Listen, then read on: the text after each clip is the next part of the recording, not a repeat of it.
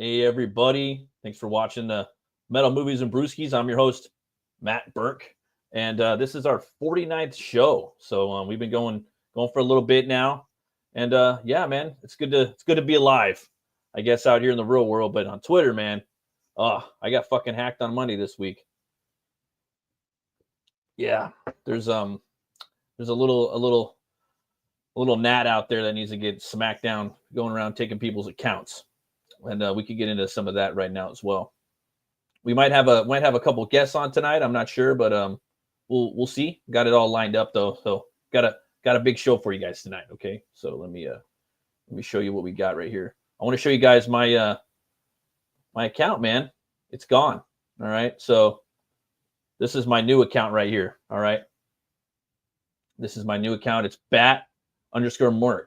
So what I was doing, I was trying to basically take all I had a Rune Cutter Comics account, and then I had my Metal Movies and Brewskis, and I was just, and I had Bat Merc on Instagram. So I'm like, dude, I need to consolidate this all into one name. That way people could find me if they need me for commissions or, they want to hit me up. So I did that. I put everything as Bat Merc, which is, Matt Burke. And I didn't think of that name. My old guitar player did. So I just ran with it from like 20 years ago. So I did that. And then one of the other cats, homies from Twitter, he got hacked. And so he DM'd me like, hey, I need your help. And I'm on my way to work, and I'm like going out the door, and I look at him like, okay, dude, I'm on the road reading the tweet, and come to find out, I go down this big rabbit hole. And yeah, man, it wasn't him. Okay, with the blue check mark and everything, it wasn't him. So long story short, I got fucked over. I had to he took over my account, and I had to delete I just start all over and get a new account. So now my new account is bat_merc. The bad one is the one that you don't want to go to is just Bat Merc. And hopefully, I'll get it back one day just because, but I don't think that's going to happen. And I don't even know if I want to be honest with you at this point, because it's tainted. And I sent him a DM too. I followed his bitch ass right when I created a new account. So this is my old account. This is me DMing my old account, and I told him, you fucked up, motherfucker. You fucked up. And then he blocked me. I don't know, man. And so I just wanted to let you guys know that that's a pretty big thing, and it's kind of hard right now because I spent like 5 years kind of in this network, in this indie like comic book crowdfunding YouTube fucking sphere, and just trying to meet people, and I've met a lot of beautiful people, man, and I got to work with a lot of really inspired people last year. I got to do some work, and last year was one of the best years for me as an artist, man. And I really got to break through a lot. I've made my comics and whatnot over the years, but it was just really cool because I had been in a bubble working on my own shit.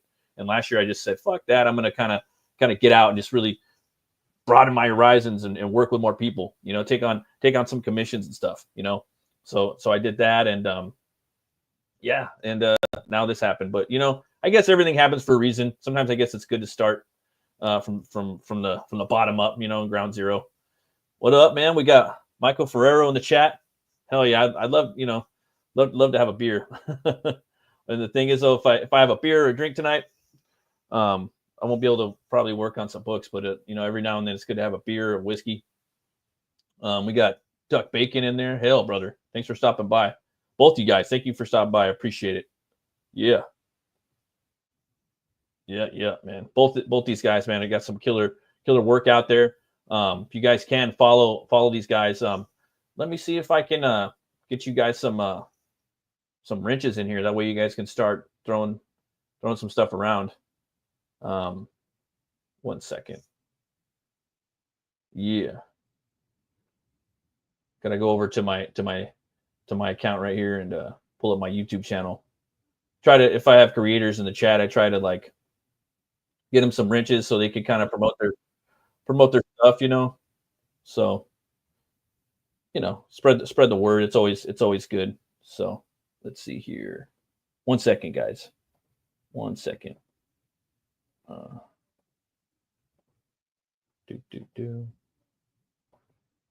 right.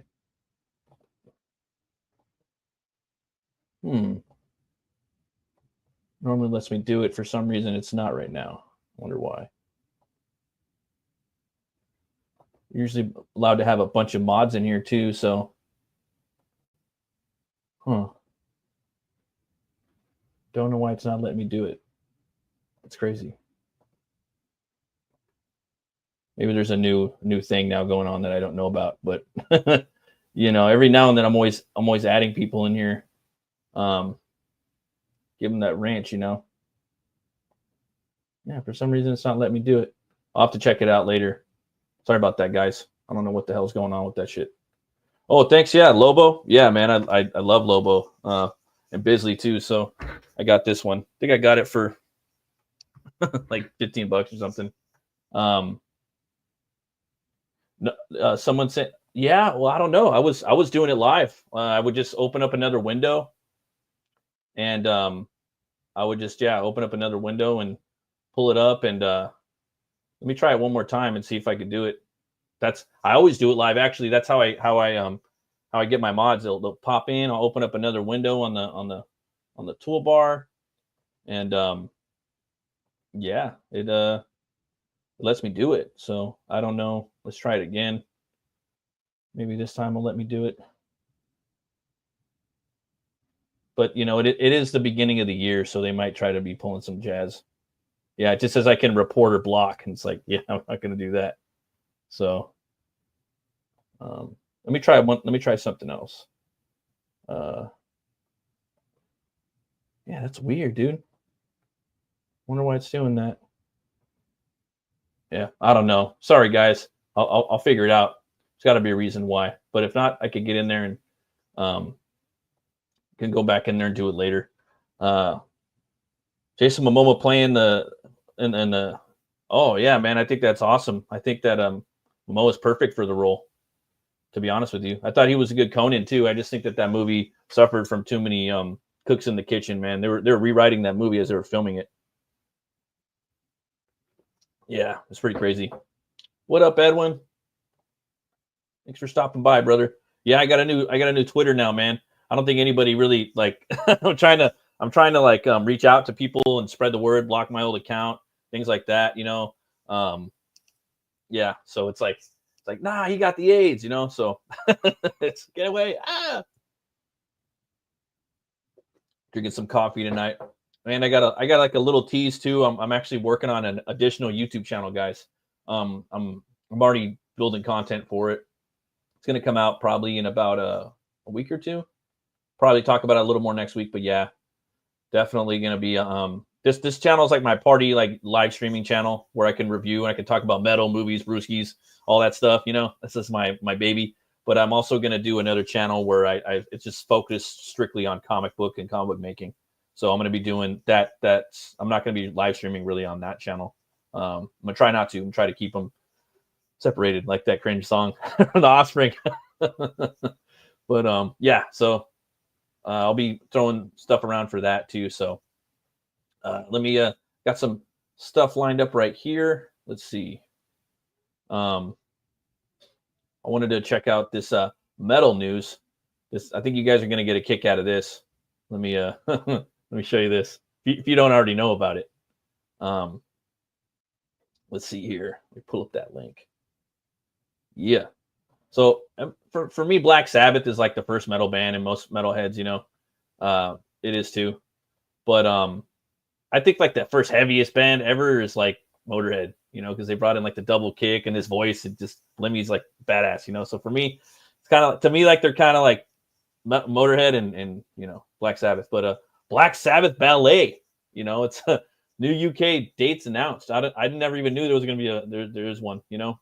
After a successful world premiere in 2023, Birmingham's Royal Ballet. So they're from the same town as Black Sabbath. And if you guys ever watch any videos about Black Sabbath, that town, it's like, you know, all industrial, and they have a lot of like machinery, like, you know, just a lot of mechanizations going on, and that really kind of inspired them to like write their heavy riffage, you know, that with the blues, you know, because they were listening to a lot of the you know the black bands in America. I don't want to say African Americans because they're black at that point. You're not really African, you're an American. You know, we're all Americans. That's the way I say it. But they're listening to, you know, a lot of the black people in the South, man, like Howlin' Wolf, and, you know, a lot of them do, Chuck Berry, could just keep going off. And that's they combined their metallic sound with the whatchamacallit, man, and with the blues, and that's how they came upon creating the metal. So ballet, though, man, that's crazy. I wonder if they're going to do an opera. Wouldn't that be crazy? An opera of a Black Sabbath? I'd go see that. Black Sabbath forged its unique sound in Birmingham's Royal Ballet home city. And Black Sabbath, the ballet, expect a spectacular theatrical evening featuring thrilling dance alongside full orchestrations of legendary Black Sabbath tracks such as Paranoid and Iron Man, as well as a new orchestral works inspired by their music. So that sounds pretty cool, man. I'd like to my daughter, she was in ballet for a little bit. It's pretty brutal. they're pretty hardcore. Those people in ballet, man. Their feet got to be really strong, It's like, God, yeah, crazy. Let's see here what Mike's got. Both Sabbath and Motorhead influenced so many later classic bands of multiple genres, beloved by both metal and punk bands. Yeah, man, for sure. Like for me, like a lot of I don't metal shame. Like for me, I listen to all the genres of metal. If you guys played Brutal Legend, you could hop in the game in the cart or the hot rod, and you could listen to different genres. But I think if you didn't have thrash, you wouldn't have a lot of the heavier stuff. Because punk really influenced the aggression too in metal. We got our boy Brian Kreisgau here. What up, Brian? How you doing, bro? Speaking of punks, I'm good, brother. I'm good. But yeah, what you were saying is, look, punk rock saved rock and roll. It did. It really did, because you had bloated fucking arena rock. It was just out of control. And then you had the Ramones come along, and they were, basically created the concept of, well, shit, maybe you don't have to be perfect. A perfect musician. Maybe you can just grab a fucking guitar and a drum kit, and if you have some heart and you have some talent, right, that maybe then you can build the skill as you're going along.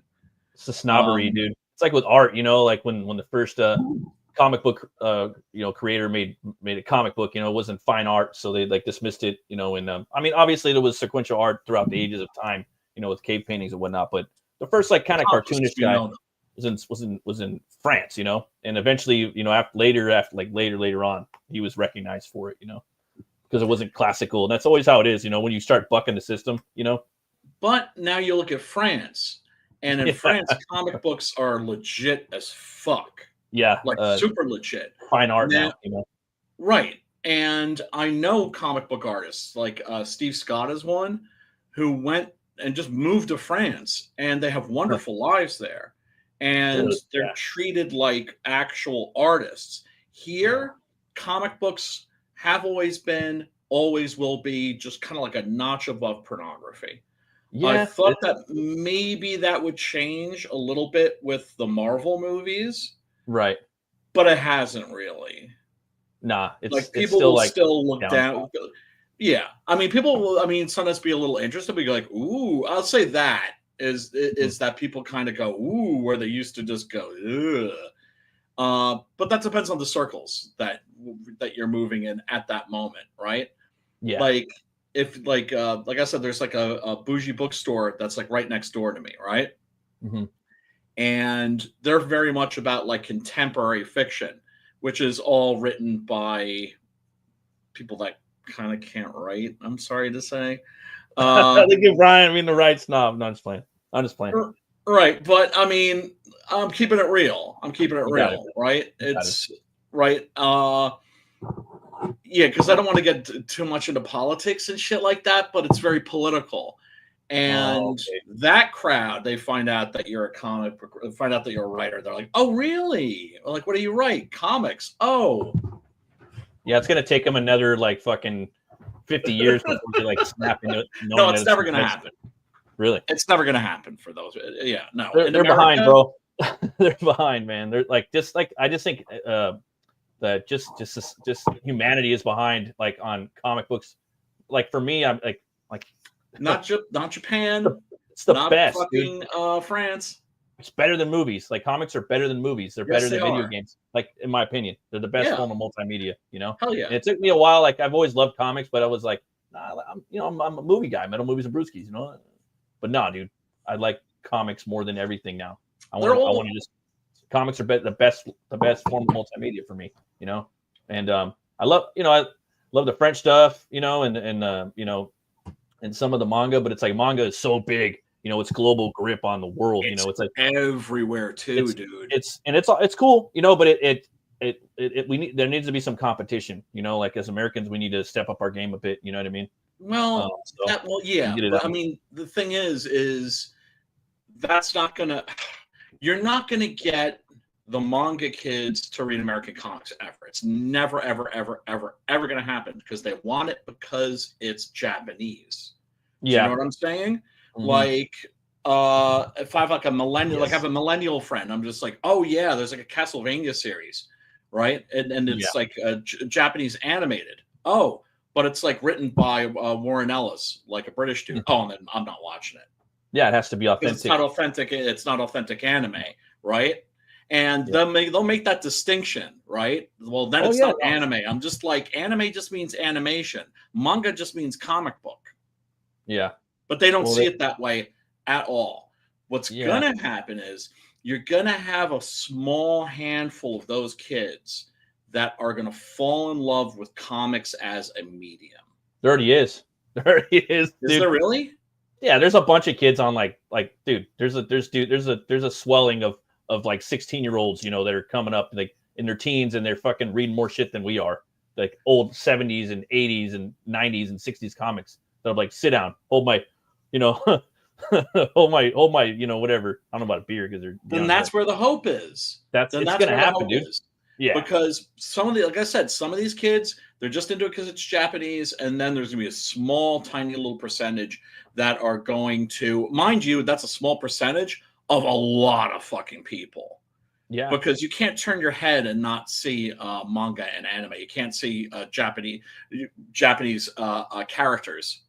Right? Yeah. I mean, I'll literally be having a conversation with somebody and then look and go, yeah, see that Naruto sticker over there? Yeah, there's a bunch out here because I'm in California, so they're all over the rice rockets and stuff. But like I mean, for me, like I like the old school, like 80s and 90s, stuff. I'm an 80s guy when it comes to like, the 70s and 80s guy. But then again, that's kind of like what I grew up with. Although I think American comics. And I mean, as a standard, right? I mean, manga. Of like how. What was that? I'm just talking strictly manga.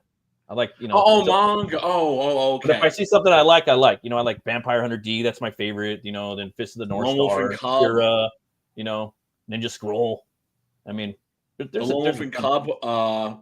Those were the first manga to be translated into English. And released in America, although they were mirrored, and that was because of Frank Miller. Oh yeah, dude.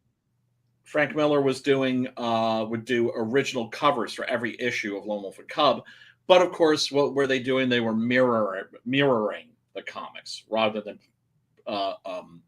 printing them backwards. Now, of course, if you give like a millennial or God forbid a Zoomer an American comic, they're going to be like, why is this backwards? Yeah. Okay. What you got here? What you got? Chelsea. But I love both manga and American comics. Yeah. So do I. Yes, they're both comics. We both like them too. I'm just saying that American comics need to step up their game. Like we need to be competitive with Japan's manga market, and we're not. We're failing. Well, that's never going to happen. That's never going to happen. I know, but we have to shoot for it as if it was going to happen, and you never know. Right? I agree. Yeah. I just think that. When I say that, it's because I see a lot of Americans. You see, Marvel is always taking tentative steps in that direction of just going into a manga format, right? Mm-hmm. They're always doing that. Every couple of years, you see them flirting with it, right? But it's never going to work.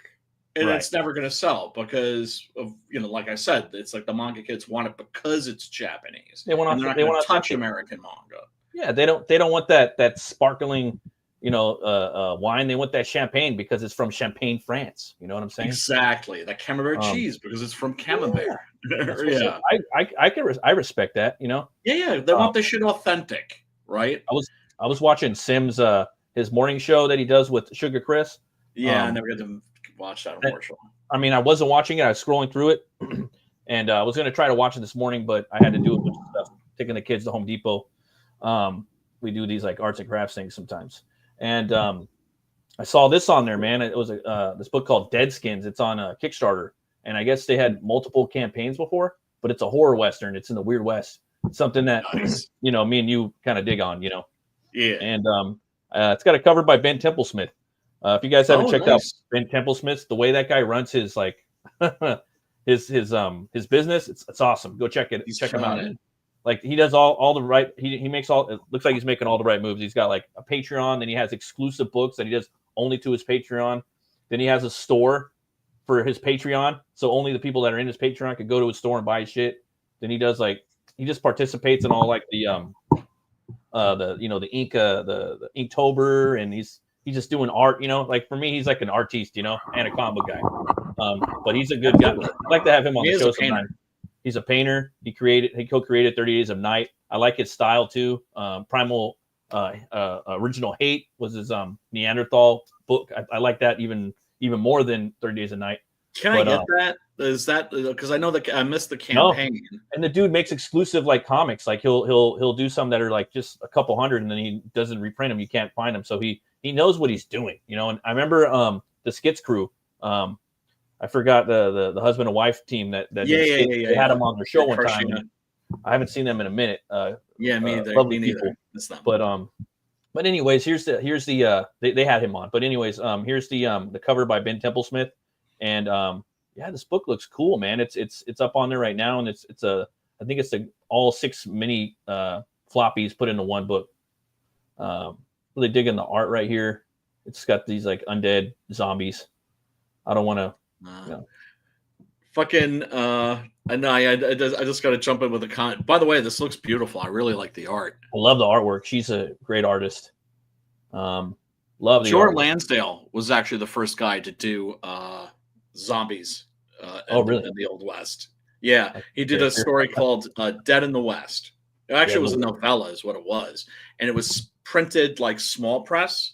So you couldn't get it like at like your local Barnes and Noble or someplace like that, right?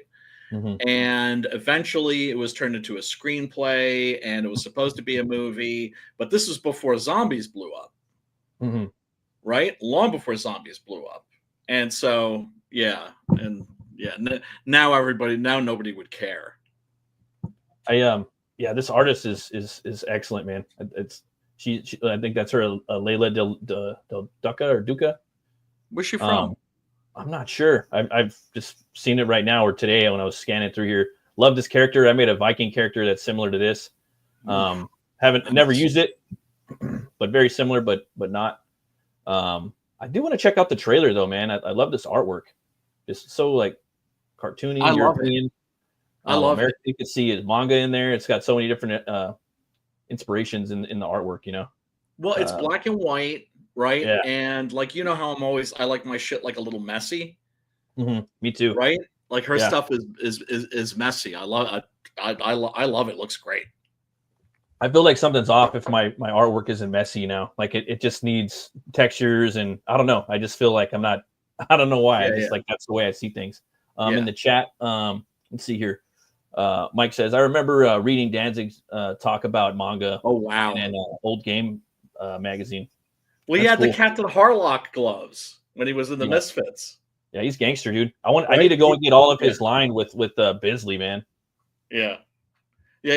But I remember, Glenn was one of the first people to kind of, he was into all the cool shit. And then, of course, he had the Devilman gloves for like one of his album covers in the early 2000s, I believe. Right. I remember when Danzig was rumored to, I remember that too. He would cosplay like pretty good as him, What I always imagined Wolverine as Mel Gibson, like when he was doing Braveheart, he looks like Barry Windsor Smith's Weapon X in there. Like you could put that like into an AI, generator. A lot of people were talking about Mel Gibson. See, Danzig, absolutely. But I mean, that's the thing. It's like, Wolverine's supposed to be like a guy that looks like that, who's like short but wide. Like, hard. Another guy, Henry from Black Flag, Henry Rollins. Henry Rollins is like that too. Like, I remember walking past me on the streets of New York City, just looking all. Yeah, like wide, like a tank. Yeah, right. But I can't fucking snap on him though, because I know people said like, "Man, I saw you walking down the street the other day. You looked like you were ready to murder somebody." I was like, "Really?" He's like, "I'm just being me. I want to check out this trailer real quick and see what it's all about." I wish I could get this book. The hardcover is only, I think, $40, and the shipping is included for Americans. I'm like, dude, bro, I want to get it. Beautiful.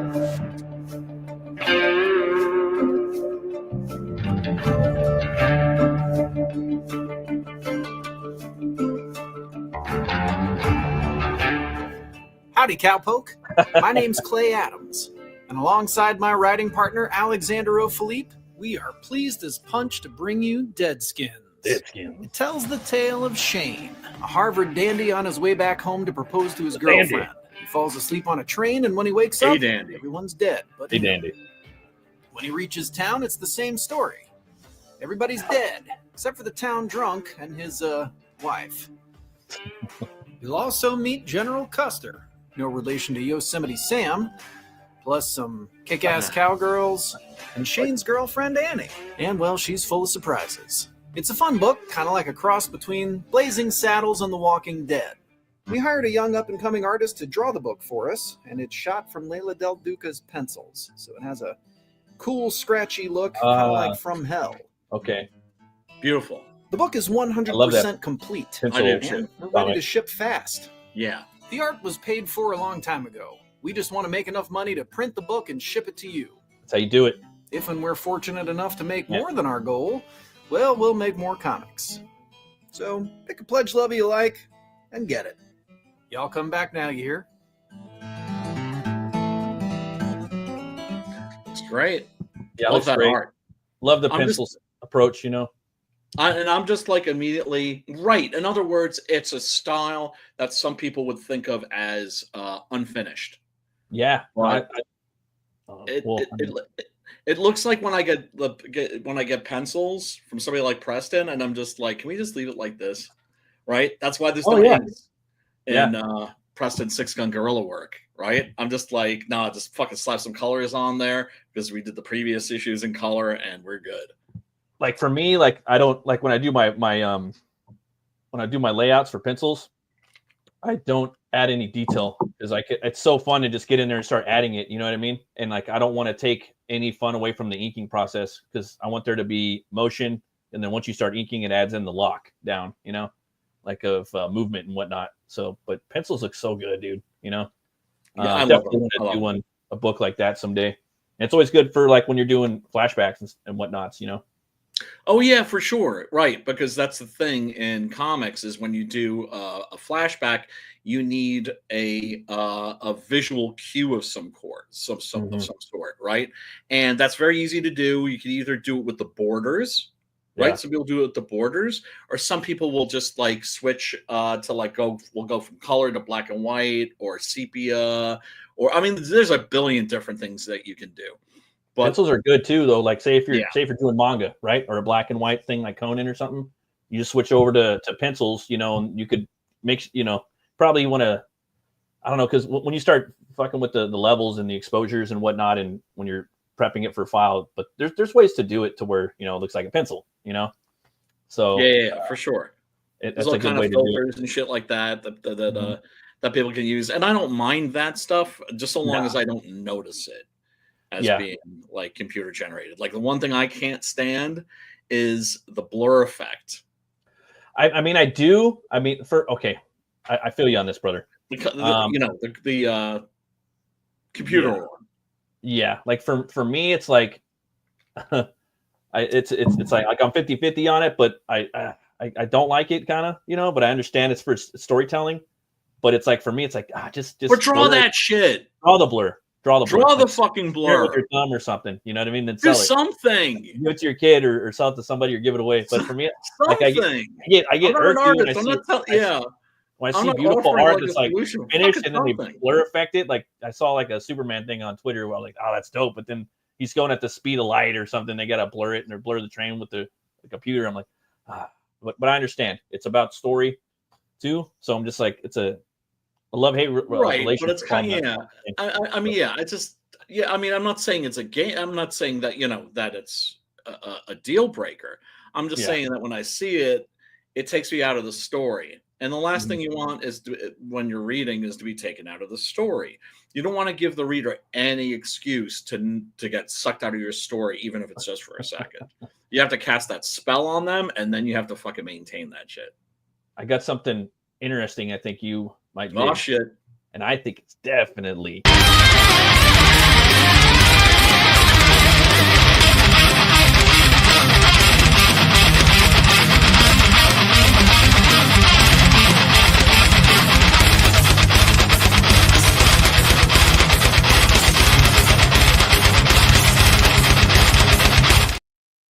Legacy of Kain tabletop game.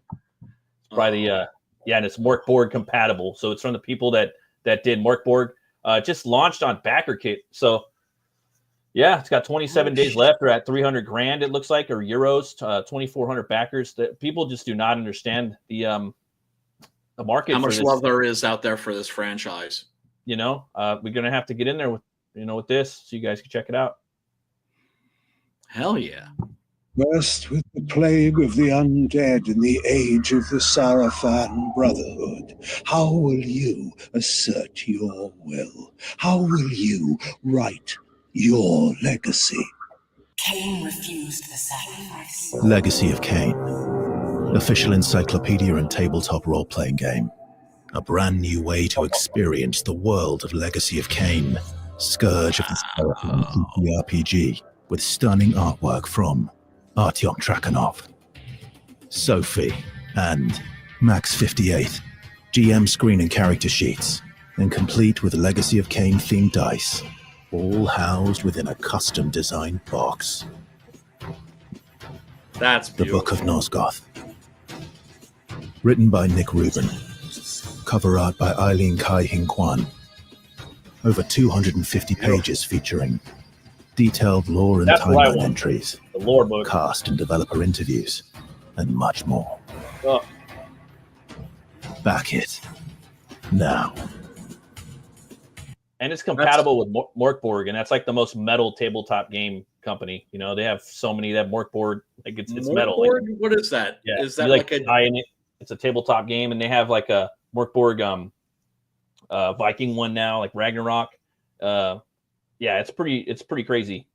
I'm just wondering what the game system is like. I mean, neither of us have played it, but being like an old Dungeons and Dragons guy, right? I'm wondering if it's like, it's a game, dude. Is it like the new shit? Is it like, or is it its own D20 system? Or, I mean, I see the other polyhedral dice in there, so I'm assuming that it's kind of Dungeons and Dragons. It's a little bit, but like Morkborg, like that game, you die really quick. Like it's really like based off of like death metal and black metal. Like if you check it out in like the lore books and everything's set up. Like my homie Miguel, like he's working on his own game right now too. That's right. You're telling me, yeah. But it's hard, dude. I mean, like you talk to probably Adam, and he'll tell you it's a beast. And this is perfect. This is tailor made for that because there's so much lore that they've written that she wrote for this for the first game. So I can't wait, man. Like they're slipping on this. They should have more toys, more movies, more video games. Animated series. Yeah, and comic books. Take maybe some comics are coming, maybe because I'm looking at this art and it's beautiful. I'm thinking, man, there's somebody that's missing. Someone's missing from here, Definitely. Yeah, he would have been awesome on there, dude. Well, it's just they don't know that he exists, but they're gonna know that he exists. And there's different fractions of that, of that that IP or IPs within, Mm-hmm. Absolutely. And it's nice to see that, the fan base for this franchise is substantial because, God damn it, could we get like a Legacy of Kain remake? Like the first game, a Blood Omen, man. remake, something like that. Something. Who would you cast as Kain in a movie? Like I know I have my like casting, like who I would pick for him. For sure, I would say Michael Wincott for Kain. Yeah, that'd be pretty dope. That'd be pretty good. He'd be a good Solomon Kane too. Actually, I guess maybe that's one of the reasons why he immediately comes to mind. But I'm also thinking about that voice of his and everything. Yeah, you can't go wrong with it. For me, it was always. I mean, he's getting up there in age right now, but Wincott is too. But he's not really showing it. Like he's always kind of looked kind of older. You put makeup on him. You could turn fucking fucking Ron Perlman into fucking Hellboy. Hellboy. Yeah, or like you're gonna like what they're doing with the AI with the Jim Caviezel in the Resurrection of the Christ. But Sean Bean. Yeah, that shit I don't care for. But Sean Bean, dude. Sean Bean would be my pick from Lord of the Rings. He'd be interesting. He just looks like Kain. He looks like Kain a little bit, And I know Kain starts out with black hair, and then when he starts turning, he's kind of has like a Sean Beanian look or whatever, When I was a kid, Sean Bean was my choice for like the new Captain Kronos. Oh yeah, he'd be perfect, dude. He'd be so good. But you got to get a German cat. You got to get a German cat. Yeah, you know what I mean? Sad, you got to get a dude that's got the accent and everything. We lost a great one, man. We lost a great one. Yeah, Horst Jansen, 89 years old, dude. And 3 days ago he died. Yeah. Oh, man, but I mean, I saw a picture of him as old Shatterhand in like the new Winnetou series. The dude was a fucking G-Dilf. Like, it's like, what the fuck? That's so funny. Right? It's just like, I get it. Genetics is part of it. Right? But I'm also thinking clean living. That wasn't a stretch making Perlman into Hellboy. You know who else wouldn't be a stretch is Will Ferrell. He could pull off Hellboy, right? He looks like him a little bit, like because he always gets it. Like everyone fucks with him on the street. Aren't you Will Ferrell? He says they tell him that. Also, it'd be good. It kind of has that face. Ted Danson. He's a little skinnier, but he's got that kind of face. Hellboy, right? Because you start noticing little facial things in people, right? Like, he could do that role. I know he could do that. And like Solomon Kane, but that's also what makeup is for, right? Yeah. Like look at Rolock, Right. If you want to give somebody a big lantern jaw, right? Yeah, or you want to give them a large nose, like Cyrano de Bergerac, I got something later on for the show I don't want to forget. Yeah, because we're not doing the Sunday show no more, So some of that stuff's gonna have to might get absorbed over to here. I'm just gonna fucking dance. figure shit out. I got some horror news. You probably jumped on it. Something about the Joker. Something about the Joker. But really? Okay. Well, let's do it right now. Let me look it up real quick. Okay. Right. But yeah, man. I was what's his face? Von Coleman, man. He was gonna come over and talk about his book tonight, but with the whole of me getting my account jacked on Monday, I don't know what's up. Send him your shit. I send him your shit. I did shoot him a message. Yeah. The thing is though, I can't. I'm not a blue check mark. So whatchamacallit, here, I can send him the link if you like. If you want. I feel bad. But whatchamacallit, yeah. I know, dude. Don't feel bad. You're the one that got fucked with. Yeah, that too. But whatchamacallit, the thing is too, man. Like it's like why even buy the blue check mark if it's so easy? Like you know what I mean to get hacked on there and not get your account man, back. I know that he's like right now he's being worshipped as Christ by some people. He's being worshipped and he's being thought of as the Antichrist by other people. But Elon Musk, and I try to warn people about this too. It's just like he's not the free speech warrior you think he is. Right. And he's also Asperger's as fuck. So expect him to do some pretty capricious shit. Yeah. Do you know what I mean? Like people with Asperger's, they're very unpredictable. Right. They'll make major decisions just based on very, very sort of seemingly arbitrary things. But here's the thing. Nobody believes in freedom of speech in America anymore. It's dead. Nobody believes in it, and we just have to accept that. And it's just about who has the power at the time to silence who. I got a little something for y'all right now. All right. So I haven't seen Terrifier 3 yet. Smack. I don't know. I haven't seen it yet. Okay, but I've just shit happens. Right. I've been waiting for it, and I do like Terrifier. You know, I'm sorry, I like slashers. People, you know, it's funny. People throw around the word degenerate. It has to deal with like sexual things, deviancy, and stuff like that. You know? Yeah. Degenerate. It says nothing about sex, anything about sex or nothing. You know what I mean? Or being a weirdo creep. If you look up the dictionary, you know, I decided it meant like just like retard. When you look at retard, it doesn't mean like people with Down syndrome and stuff. No, it means backwards, like retarded thinking. Same thing with like degenerate, like it's degenerating, you know, like I don't know. But I you know, like for me, I'm just like most of us out here, dude, that are making comics and doing stuff, like we're all a bunch of fucking idiots, you know. You know yeah, we are. Like we're That's like exactly what we are. Big kids. We're a bunch of kids, dude. Like 54-year-old, like fighting over comics. Yeah. It's seriously, you know? like that's a reputation that our demographic has gotten, and it's deserved. Yeah, I agree. To a very large degree. But the thing is I never pretend to be anything other than like a grown-up monster kid. Like for me, like people are like, so like, what do you like to do? I make comic books. Like, oh, okay. Like, no, like I love making comic books. Like, well, what do you want to do? I want to go make some comic books. Like, it's just like they don't get it, you know. And I'm like, yeah, it's part of the my art demon, you know. Artists have an art demon. But check this out. That's one of the things that attracted a lot of people to comic books. That a lot of people that work in comics are there because, like, I remember Denny O'Neil saying is like, yeah, I got like drawn into comics because it was illicit, right? I felt like I was doing something dirty. I felt like I was doing something wrong. I was working in a field where like that was thought of as like shit and trash, and it's kind of punky. It's kind of punk in a way. You know what I mean? Oh, totally. It's getting more and more like that, and so is original art. Also, Brian, I was going to say, I don't know if you heard, but I'm starting a new channel.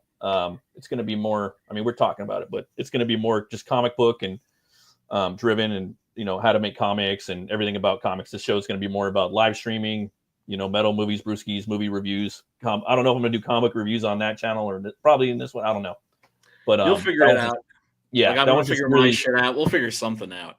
But I got content. I already got videos lined up or filmed and ready to go in Canon. It's going to be going live in 2 weeks, I think. Yeah. But I'm going to talk more about it next week. But I got something sweet for you guys. For you, you guys that like Terrifier, check this out. Oh, that's right. Yes. This just dropped a few days ago, like 8 days ago. I've heard of this. I knew this was coming. I haven't seen it yet, though. Watch it. And it's just like, man, when you see this guy, you know what I mean? He's lobbying for that fucking part, man. That's what you just gotta do it, man. The squeaky wheel gets the grease, you know. You just gotta keep pushing. What's the worst that could happen? And he brings sure. He actually brings something. He has his own laugh. And I sit there and I just.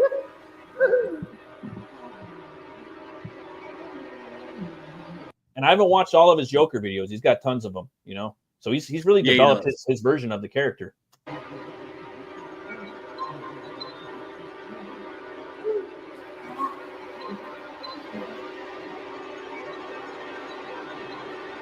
Yeah, and he was just like another out of work New York actor until Terrifier came along.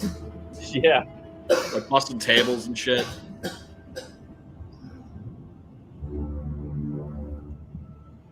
It's just like you see him, and then you see Scott Adkins, and you're like, "Come on, guys," you know. I know. Please tell me, like, I'm not going to hire, you know, this guy because I'm going to hire Willem Dafoe. You know what I mean? Well, okay, fine, but they're not. They're going to go hire like some series. They're going to go hire somebody else. Why isn't there a fucking Batman fucking TV series? You know, like for like the Batman, you could have filmed like a lot of that stuff like on a TV budget. I'm sorry, you know, he wasn't doing a lot. He didn't have any toys really. Without a doubt. Right? Yup, you could have shot that on the same budget they shot the fucking Penguin series on. He didn't have any toys in that movie. It was so grounded. You could have done the same thing.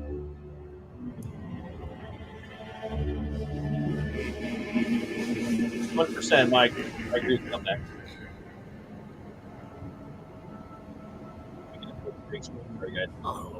You want to talk about grounded? How about putting Batman back into a fucking leotard? He doesn't even need the fucking armor.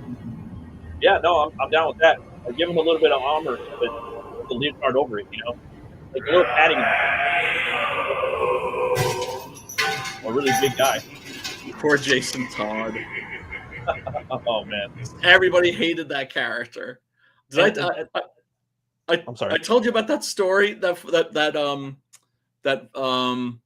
what's his face? The fucking Dennis O'Neil told about like how it was like the craziest thing ever. And, like it didn't matter because he was the Bat editor at the time. It didn't matter who wrote that character. He always came out as a dick, and everybody always hated him.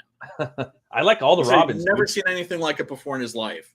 I ain't gonna lie, man. Like the New 52 brought me back into comics, and it kind of made me like look and research all the Robins, and it's like, oh, they all got their own little styles, and they're cool, And if I ever wrote a Batman story, I have the Robins are the main focal point in it, Tim Drake is cool. Oh, dude, and I got redesigns, and it's metal as fuck, and it ain't like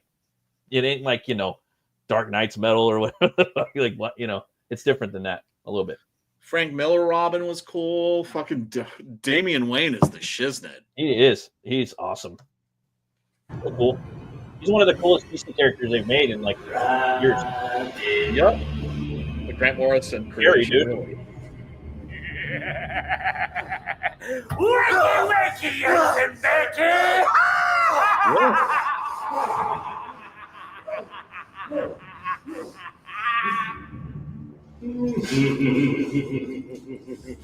It's a bit heavy on the makeup, though, don't you think?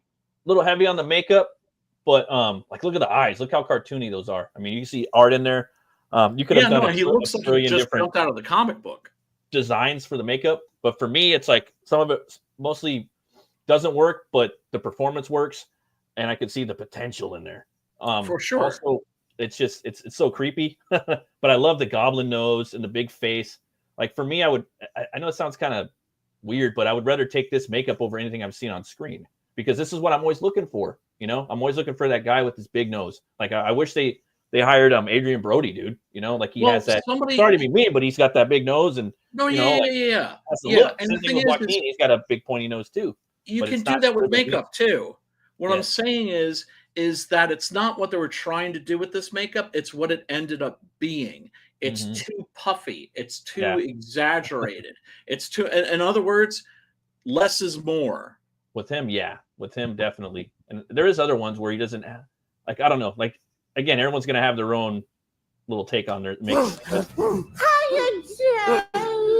Oh, I'm sorry I'm so sleepy. I've been trying so very hard to stay alive for you. I'm just so very tired now. Rob, it's rude not to look at me when I'm talking to you. About you. With you. Woo! I almost feel too that like in some ways you could have like a guy that had like you see all these people that have had so many like surgical like operations at their faces and like monsters. So I almost feel that like the Joker there could be a Joker that's like that in a film, or even a book, right? I was actually thinking about that too. But there are actually people that do look monstrous like this. And it's like, oh yeah, I probably do. And he's very punk in here too. I honestly don't want to show anymore because I want you guys to go check it out. It's all over. It's called Joker's Wild. And he does a lot of flexing in there, dude. Like right there, he's flexing the Harley Quinn. And there's just little things he does with the laugh I think is really cool. But definitely go check it out. Hopefully that guy gets the role of a Joker somewhere. I mean, he's been playing him in the indie shit forever, but I don't know, man. Well, the thing is that his Art the Clown performance is really, really great because it's funny and it's menacing. And he can jump from genuinely funny to genuinely menacing, which is what you would want for the Joker. I just think that that's a little too loud. Loud, I mean, not like, volume-wise. I'm just saying that he's projecting a little too much, and that's the kind of I think, Joker that would work better on a stage play, right, than it would in a movie, right? Because movies are all about this, right? Right. Yeah, no, I mean, look, I'd love to see. I would love to see him in the part, just not with that makeup. Oh yeah, I would. I mean, personally, I would. I would have like probably 50 different makeups. I would be that guy. Like, yeah, that's not, bring the cheeks in a little bit. All right, drop the nose. Okay, I can't see. I want a little more mannerisms here and there. A little thick around the eye, like all that. The hairline. I would just be refining it with him, dude. A little in his performance, a little too over the top. Bring it, and it also depends on the universe. Yeah, I was just going to say the universe. Let's see. Mike says, with some refinement, it would be killer. Different lighting would also make a huge difference. I agree. Oh, yeah. I agree. Yeah. Because I don't mean to like hate on it. Do you know what I'm saying? It's like I'm just looking at it critically, just the way that. Anybody would. Kind of reminds me of Dave McCain style Joker from Grant Morrison's Arkham Asylum. It does, dude. Yeah, like the cover, That's on the money, actually. Yeah, man. It's scary, man. Like it's scary. And when I think of those people with like the surgeries, that's probably the take I would do with my Joker. Probably the Surgeon General of Beverly Hills. Exactly, Bruce Campbell. And I'd probably have him go into the acid tube, but then get out, and then they gotta kind of fix his shit, like fix his face, Well, like, he just needs to have green skin. He just needs to fall into the fucking Ace Chemicals vat and come out with green hair and green skin, and you're good to go. You don't have to explain your way through everything, but that's a good way to do it. And they kind of did that with Jack Nicholson's too. Look what I have to work with here. He's like, it was just what are the? I mean, it's. I mean, I understand. I mean, it's a campy. You're still that. That's when superhero movies were still campy, right? Oh yeah, and the '89 Batman is based on not the comic book but the 1960s TV series with Adam West and a little bit of Frank Miller, kind of around. Teeny. Like that was what Michael brought to it, because that's what he was reading, and he talks about it in a bunch of. I mean, you could see. I know, but he also hates comic books too. Who, Michael? Or Michael? Oh no. I'm sorry. Tim Burton. Oh yeah, no, I was talking about Michael Keaton. That Tim Burton. Oh, okay. Gotcha. Because they're all coming at it from different things to make the smorgasbord of what the movie turned out to be. Right. And Michael Keaton's very good, but he was just terminally miscast.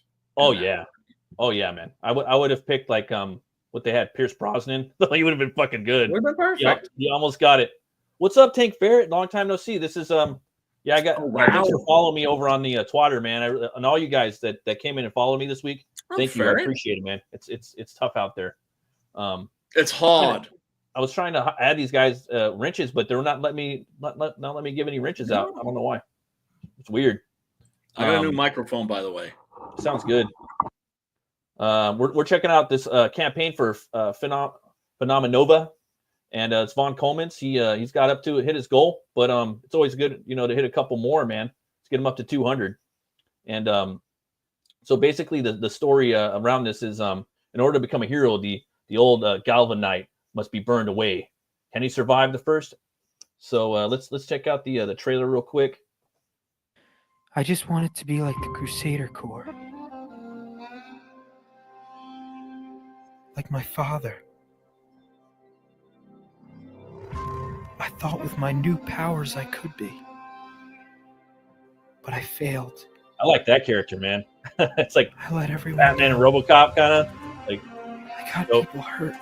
We got some dope characters in this universe. I just wanted to make the world a better place. Yeah. I don't think and instead I made things worse. But now I have the chance to make things right with the help of one of the Crusader Corps.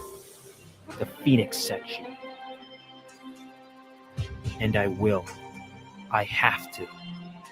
Whatever it takes. I will find that spark again.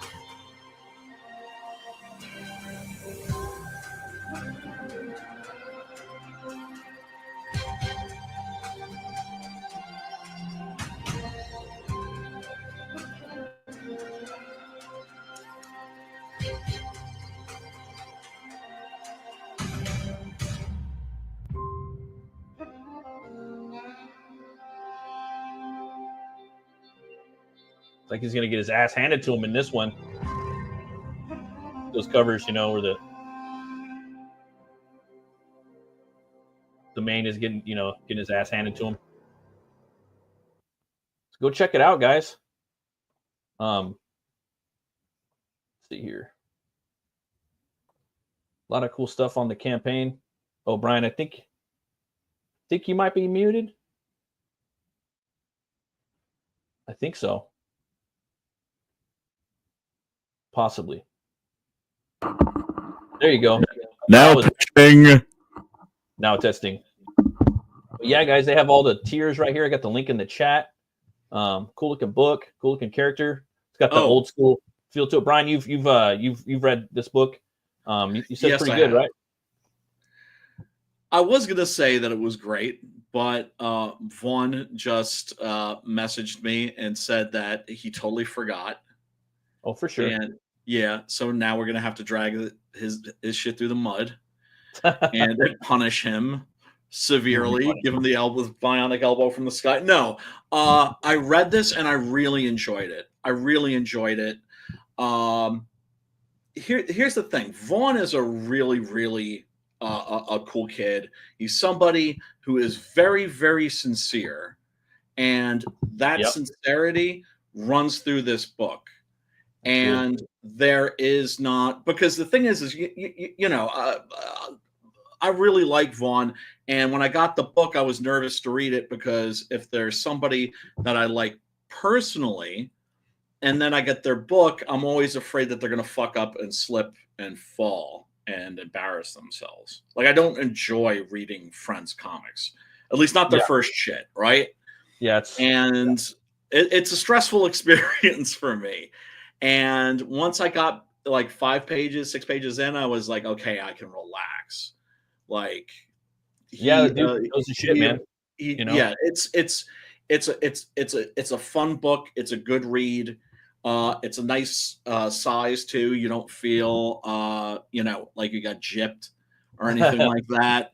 He gives you a nice part of the story.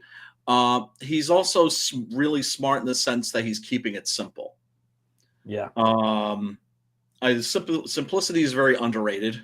I think sometimes.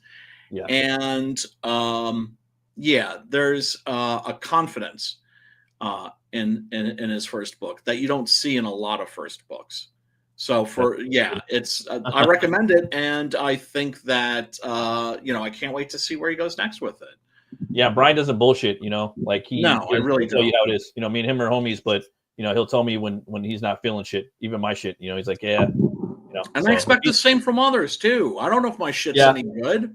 You're not doing anybody any favors if you're so like, hey dude, your lettering, you need to fix your lettering, or your proportions are messed up, or your anything. Yes. And then go scream in a pillow for a minute, and then usually if 3 people are telling you something like that, then they probably got something, Yes. And then you get better. You keep leveling up. You get better, and we're getting better. That's what we need. The goal. See, we all can't be in the bullpen like they were back in the day. So we got to kind of like do these little sprints of being in a bullpen and kind of checking each other. And as long as it's I would say constructive, but at the same time, you kind of know if someone's kind of coming at you like not constructive. Yes. You know what I mean? Like, say if your enemy is complaining about something in your work, and their complaints are the same as 2 of other people that you don't know, you're like, damn, my enemy was right. You know what I mean? So right. Like for me, I would love people to read my books, and tell me like, I didn't like this, I didn't like that. Like, oh, dude, you know what I mean? Then I can make it better in that way possibly next time. First of all, you have to not be a bitch, right? That's number 1. Don't be a whiny little fucking cunt. Second, it's about the finished product. It's not about your fucking ego. Yeah. And the only way, I had this kid that approached me at my LCS who had read Six Gun and was just like, oh, I want to be a comic book writer, and I loved your book, blah, blah, blah, blah, blah. And so I tried to give him some useful advice, right? Make sure that your first comic isn't like a 10-issue limited series. Yeah. Right. Don't do that. But also, you know, that you have to put in the work. Yeah. And Definitely. all of us are just trying to get better. And you know what? We are. And I'm so, like I know I've said this ad nauseum, and I'm going to keep fucking saying it too. Fuck it. My greatest joy in being part of the scene has been seeing people getting better. And, you know, when people are just like praising my writing, you know, I'm incredibly grateful, right? Because I don't know if it's any good. But then Right. I'm like, yeah, well, I've been at it for like 30 years. I hope it's at least Hope you're good by then, you know. at I've least been at it competent, 10 right? years, you know. So I'm like, I got a little better, but I got a lots to learn. You know what I mean? And I would take So do like I, man. people would Work tell in me shit. I'm like, progress. fuck, they're right, you know. And I'm like, nah, fuck it, I want to do it my way. But sometimes your way isn't the right way. Like Right. it's gonna And the help hurt you. Hokusai principle. The Yeah. Hokusai principle, as I call it, right? Where he's like 89 years old. He's just like, if the heavens would just grant me 5 more years, then I could become What I a like true about illustrator. Phenomenova, or I was talking with Vaughn on one of his a couple weeks ago when he launched the book on his channel after the show, and he was just talking about his universe and all these characters, and I hadn't seen all of them, dude, but like the one in the trailer, like that Batman looking RoboCop dude with that dude looks sick, you know. And what's funny is he has this like character, like this kid in there, and he's having to deal with all these badass like metal looking dudes, you know. And for me, it's like, dang, he's got some possibly like some dudes he's gonna have to go toe to toe with, and that makes it more interesting, you know. Again, I don't know anything about it, but just seeing that, you know, and like this character right here is dope looking. It's like the golden galvanite or something like that. Yes. Yeah. That's really reminds me of forgot the reminds me of Spider-Man a lot, you know, like where you got the younger cat that's talking shit, you know what I mean, and he's taking them off their game, and you know he's kicking their ass, you know what I mean, or even kick ass too, you know. So fucking Spider-Man showing up at the Avengers mansion. This is like right, I think shortly after they introduced the character, right? Didn't he go to an Avengers mansion and say, "Hey, I want to be one of the Avengers. How much does it pay?" And they're like, we don't pay. There's no money in being an Avenger. And he was like, "Oh, fuck." And didn't he then go to like the Fantastic Four and see if he could get a job with the Fantastic Four? Oh man, I'm probably misremembering that. Yeah, I guess this is partially inspired by his pops who passed in the 9/11. Yeah, man, it's harsh, man. Yeah, that's who he dedicates the book to. I'm in New York, and you know, I wasn't living in the city at that moment, but I was living outside the city, and you know, it was some heavy shit. One of the guys from my depression bipolar support group, 9/11 first responder, right? Like when those buildings came down and everybody was running and screaming away from them as they should have been, this dude, he was one of those dudes that went right fucking in. You know, massive fucking cantaloupe-sized balls. Hero. Yeah, but you know, that's who he's working out those issues, I think, through this book, right? Which is a healthy way to do it. And and of course he's old school. You'd be shocked at the amount of fucking X-Men knowledge this kid has. I'm talking deep fucking lore. Deep fucking lore, right? And you don't expect that from a cat that's like in his early 20s. You really fucking don't. But he knows his shit, and so he's studied comics and he's studied comic storytelling, so he understands. You take the subtext and you make it the subtext. You don't do what they do now and take the subtext and make it the text. You know, his number one goal in this book, it's obvious when you read it, is just to tell a really cool, entertaining superhero story. And it's hard to do that nowadays, you know, and I'm glad to hear about all the good things that are coming from this, you know, out of this. And there's a bunch of people working on it, and he's even doing an art contest too. So for you guys that are like that, this is something that like people that are coming up in the scene, that are new to the scene or have been around, get in the art contest, do it. You know what I mean? It's a good way to do a piece. And there's some cool characters too. Like when I can, I try to do stuff like that. Always. I love that. Can't do all the contests, but that's something I always try to do. Definitely, if you're trying to just get your name out there, and it's fun to break out of whatever you're drawing. And there's there's some cool characters in there. And you got 9 or 8 days left to do it. That's plenty of time to do a sick piece. Most definitely. There's a bunch of tiers up right here, guys. You got the digital tiers, the catch-up tiers. I think that man, the what is it? The first book, and then the catch-up tier is $30 plus shipping. So that'd be the one that I would go check out. So I got the link in the description, guys. Go over here and back Phenomenova. And maybe we'll have him on some other time. I don't know, but piece of shit. Talk about it more, So I don't want to talk too much about it because I'll leave the door open for him for next time. Fuck that guy. Oh man. I do I do have some I gotta bust his balls a little. I'm sorry. That's all good, man. It's fish in a barrel and all that shit. I got I got a special metal track. It's a new one. Just came out. I don't know, today or maybe a day or two ago, and it's from the Belgium metal band. Well, check it out. This song is about Candyman, dude. And we're thinking about and I told you I want to do a piece about Candyman. It's just sad what happened with Tony Todd. Such a great actor, great voice actor too. Oh my god, yeah. Oh my god, yeah. And he was like that character, and because that's a character you can't imagine any other actor playing that character. Mm-mm. Do you know what I'm saying? That says a lot. 100%, man. That's why I wasn't really feeling the new one too much. I mean, it's okay, but damn, I really enjoyed it. I really like the first two. Like those are my jams, But I loved the way my friend Chris described it. He said, because I wasn't going to watch it at first, and because I was because there'd been talk about doing a woke remake of Candyman for some years, where the general, this was when the SJWs took over horror, right? Yeah. And worst case of, oh, nice Phantom you've got there, we'll take it. They were like, oh, Candyman, kind of great, but we need some changes. Just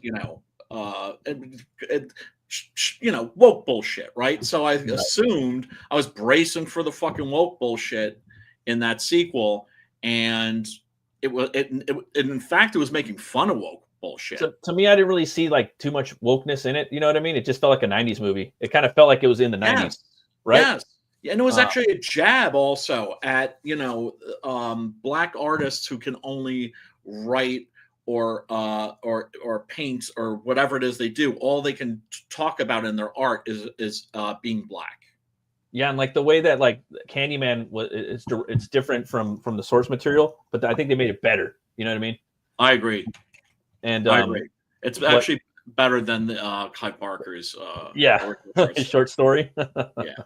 But whatchamacallit, man, I saw this band, they're from Belgium. They've been around fucking 40 years, and I was like, whoa, they're doing a song about Candyman in the video. They're not in the video, but it's an art video, and I'm down with that too. I usually like to show. And animation and animated videos and shit like that. Just no fucking AI, please. No more fucking lyric videos. I don't fuck with AI. I hope it's not, but it looked pretty cool, and I'm down for a little splatterpunk. Tech death. This is aborted. I don't know if you guys are familiar with aborted. So no. Yeah, we're gonna do. They've been around for many decades, and shit. I think it's just the singer that's the main guy that's still around. But yeah, you might want to plug your ears, guys, if you're not down with the tech death. So this one's all the drummers and spontaneously combusted. Oh yeah, if what's his name was in here, he would just be like, oh hell yeah. What's his name? I forget his name. Le Globule. No, that's a stain and a globule. Chris Stanley. Yes, love that. I heard the writing, the whisper in the classroom. So now all the shit is blood. Oh, The it's that Candyman. movie. Oh, nice! It's doing the puppet show that was in the in the new sequel. Yeah.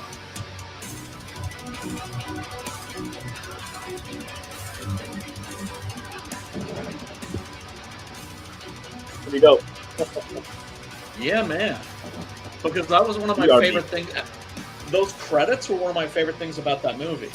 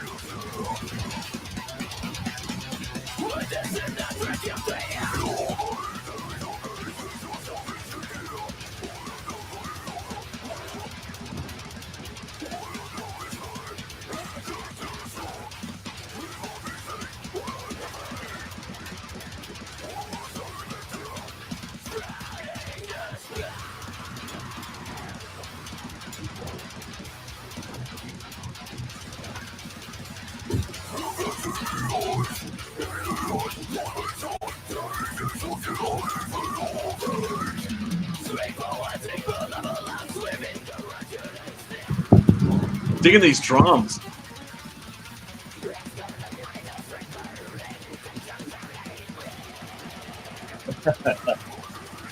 Metal. Yeah.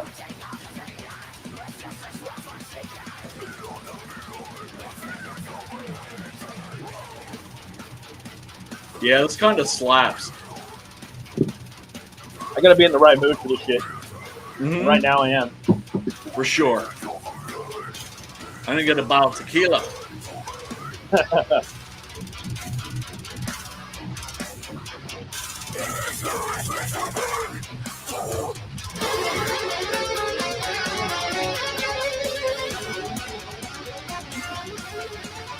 Let in, bro. That's still a good part solo.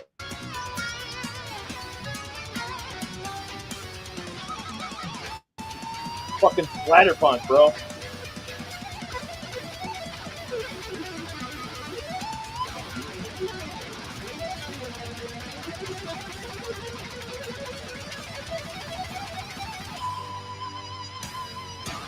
Pull through. Grind for tech death.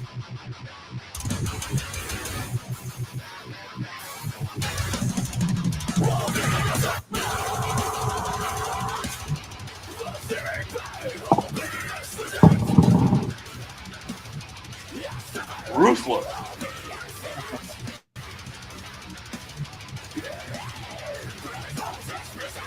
The Europeans, man, they always know how to do it. Yeah, man. They don't fuck around And with the the metal. Scandinavians, man. These guys are from Belgium. Like Jean-Claude. Jean-Claude. Jean-Claude. That's what he listens to when he's working out. And I would never be caught dead wearing black silk underwear.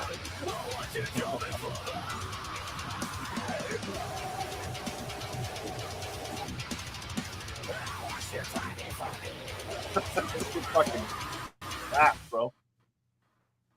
Yeah, that ending was sick. Yeah, that was that song was fucking sick. Yeah, sorry, I just dipped away. Wait for a sec. I'm about to knock out some Scalpel Zero character studies, so metal is definitely on the menu.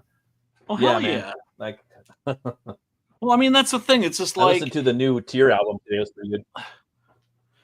But also, I mean, I just wanted Yeah, to well, say. that's the whole album. I gotta say, yeah, no, that shit kind of fucking slapped. I'm not gonna lie. And one of the things that I liked about it, proper, you know. yeah. And as for the video, I liked it a lot. Yeah, because it reminded me of. It was clearly inspired by the end credits of the last new one. Candyman movie. Yeah, definitely. Which were really good. As a matter of fact, I remember I've only watched that movie once, but I've watched the credits about 4 or 5 times. You really liked it, huh? made an impact on you. Yeah, because it was eerie. It was basically the Candyman origin, right? Yeah. And Yeah, what's pretty just cool. that legacy of violence and being done with with the shadow puppets, and of course with that creepy fucking Philip Glass theme, that art house too. That's the thing. It's always been art house, right? Even from the first movie. Right from the get. Right from the get, art house horror, absolutely. And but yeah, the way my friend Chris described that movie was because I asked him like, well, Tony Todd's not in it. It was kind of like, he's like, okay, let me put it this way: Tony Todd's not Candyman, but it's done in a way in which you won't mind. Right. I got to go back and rewatch it again. Like I want to watch all of them. Yeah, I really liked it. I was really surprised. Really surprised. I thought it. And not that it's perfect by any stretch of the imagination, but conceptually also it's because pretty cool. That's the thing. I thought I was going into a remake, and I actually ended up watching a sequel. It's a sequel. Yeah, it was mythic. It was it was it's a fable. If and that shadow, and the shadow puppets. And those credits, man. I mean, there's like a moment in that, right, where you see all these like victims of like racial violence, basically, right, where they're just like they're dead, and then they're back, right, and then like that gave me chills. It's just like it's like you thought it's like they killed this guy, but in the process they created a monster. They created a curse. Yeah, cool. I've been on a Clive Barker kick just for a while, man. Just like the whole like splatterpunk genre, you know what I mean? It's still like. Oh, have you been reading like the books of blood and? I'm just trying to, man. It's just I don't have time. But watching his movies, blood are overrated.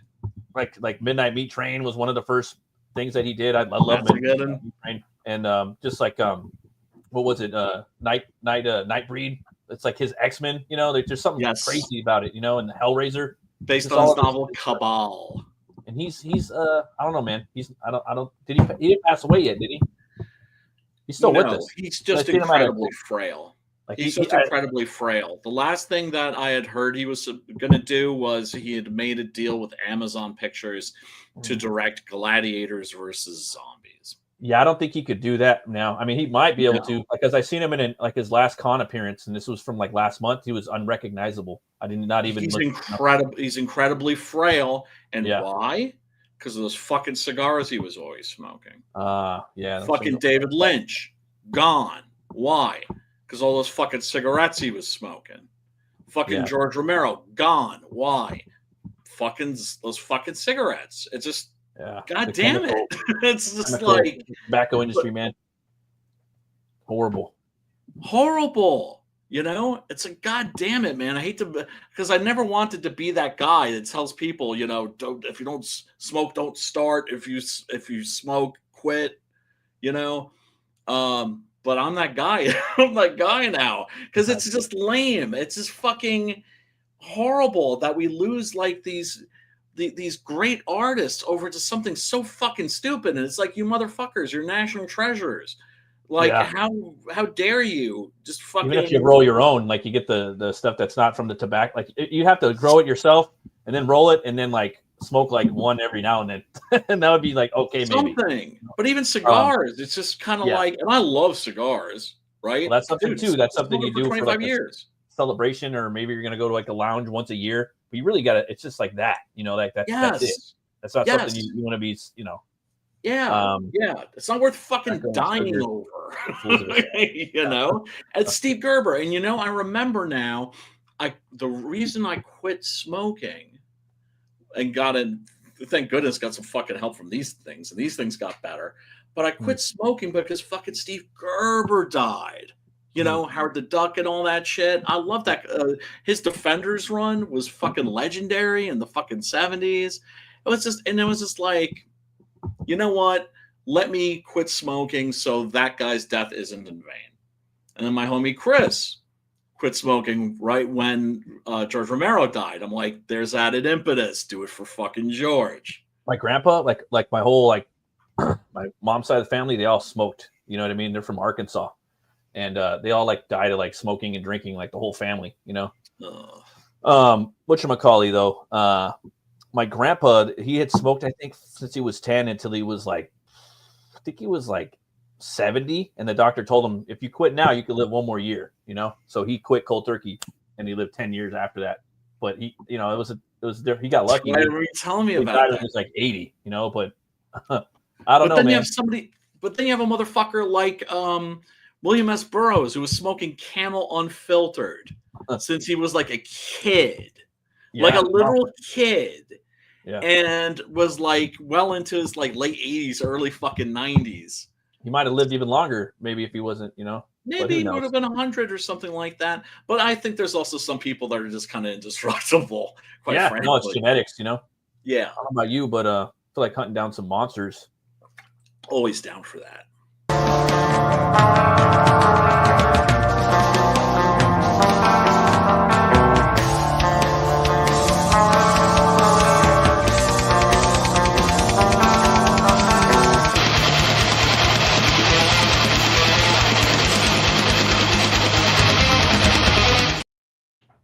Hellhound. The hellhound is a supernatural canine found in folklore, sometimes known as black dogs. A wide variety of ominous or hellish supernatural dogs occur in mythologies around the world. Similar to the ubiquitous dragon, features that have been attributed to hellhounds include black fur, glowing red or sometimes glowing yellow eyes, super strength or speed, ghostly or phantom characteristics, foul odor, and sometimes even the ability to talk. There's a famous Greek hellhound named Cerberus with the 3 heads. Yep. There's this is on CryptoWiki, guys. This is where I get all my stuff from. But I don't want to go too deep into the lore. I mean, a lot of us know what it is, but there's something right here I'd like to talk about, but I want to save that for another video. There's so many, so many versions of this monster. So many versions of this monster. It's a archetype, you know. Yeah, definitely. Speaking of an archetype for it, let me show you what they got on the Twatskys. Hold on, Juan just sent me another apology. I gotta fuck with him and guilt trip him a little bit. It's all good, brother. Let's see here. I'm busting balls. No, that's the thing. Is like, it's all good, dude. And he's like, but I'm sorry. I'm sorry. It's just like we said, it's good. You don't need to apologize again. Shit. This one's pretty badass. Look at those right there. That's so cool.